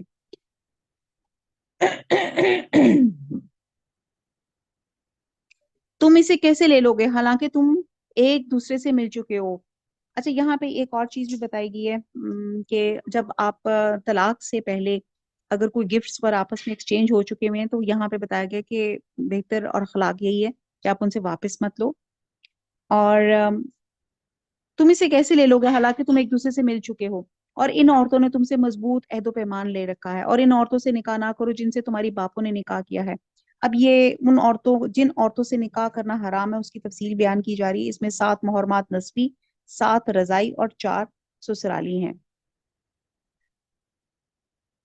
ان عورتوں سے نکاح نہ کرو جن سے تمہارے باپوں نے نکاح کیا مگر جو گزر چکا ہے، یہ بے حیائی کا کام اور بغض کا سبب ہے اور بڑی بری راہ ہے۔ حرام کی گئی ہیں تم پر تمہاری مائیں، تمہاری لڑکیاں، تمہاری بہنیں، تمہاری پھوپھیاں، تمہاری خالائیں اور بھائی کی لڑکیاں اور بہن کی لڑکیاں، تمہاری وہ مائیں جنہوں نے تمہیں دودھ پلایا، اور تمہاری دودھ شریک بہنیں، تمہاری ساس، تمہاری وہ پرورش کردہ لڑکیاں جو تمہاری گود میں ہیں، تمہاری ان عورتوں سے جن سے تم دخول کر چکے ہو، ہاں اگر تم نے ان سے جمع نہ کیا ہو تو تم پر کوئی گناہ نہیں، اور تمہارے سلبی سگے بیٹوں کی بیویاں اور تمہاری 2 بہنوں کو جمع کرنا، ہاں جو گزر چکا یقیناً اللہ تعالیٰ بخشنے والا مہربان ہے۔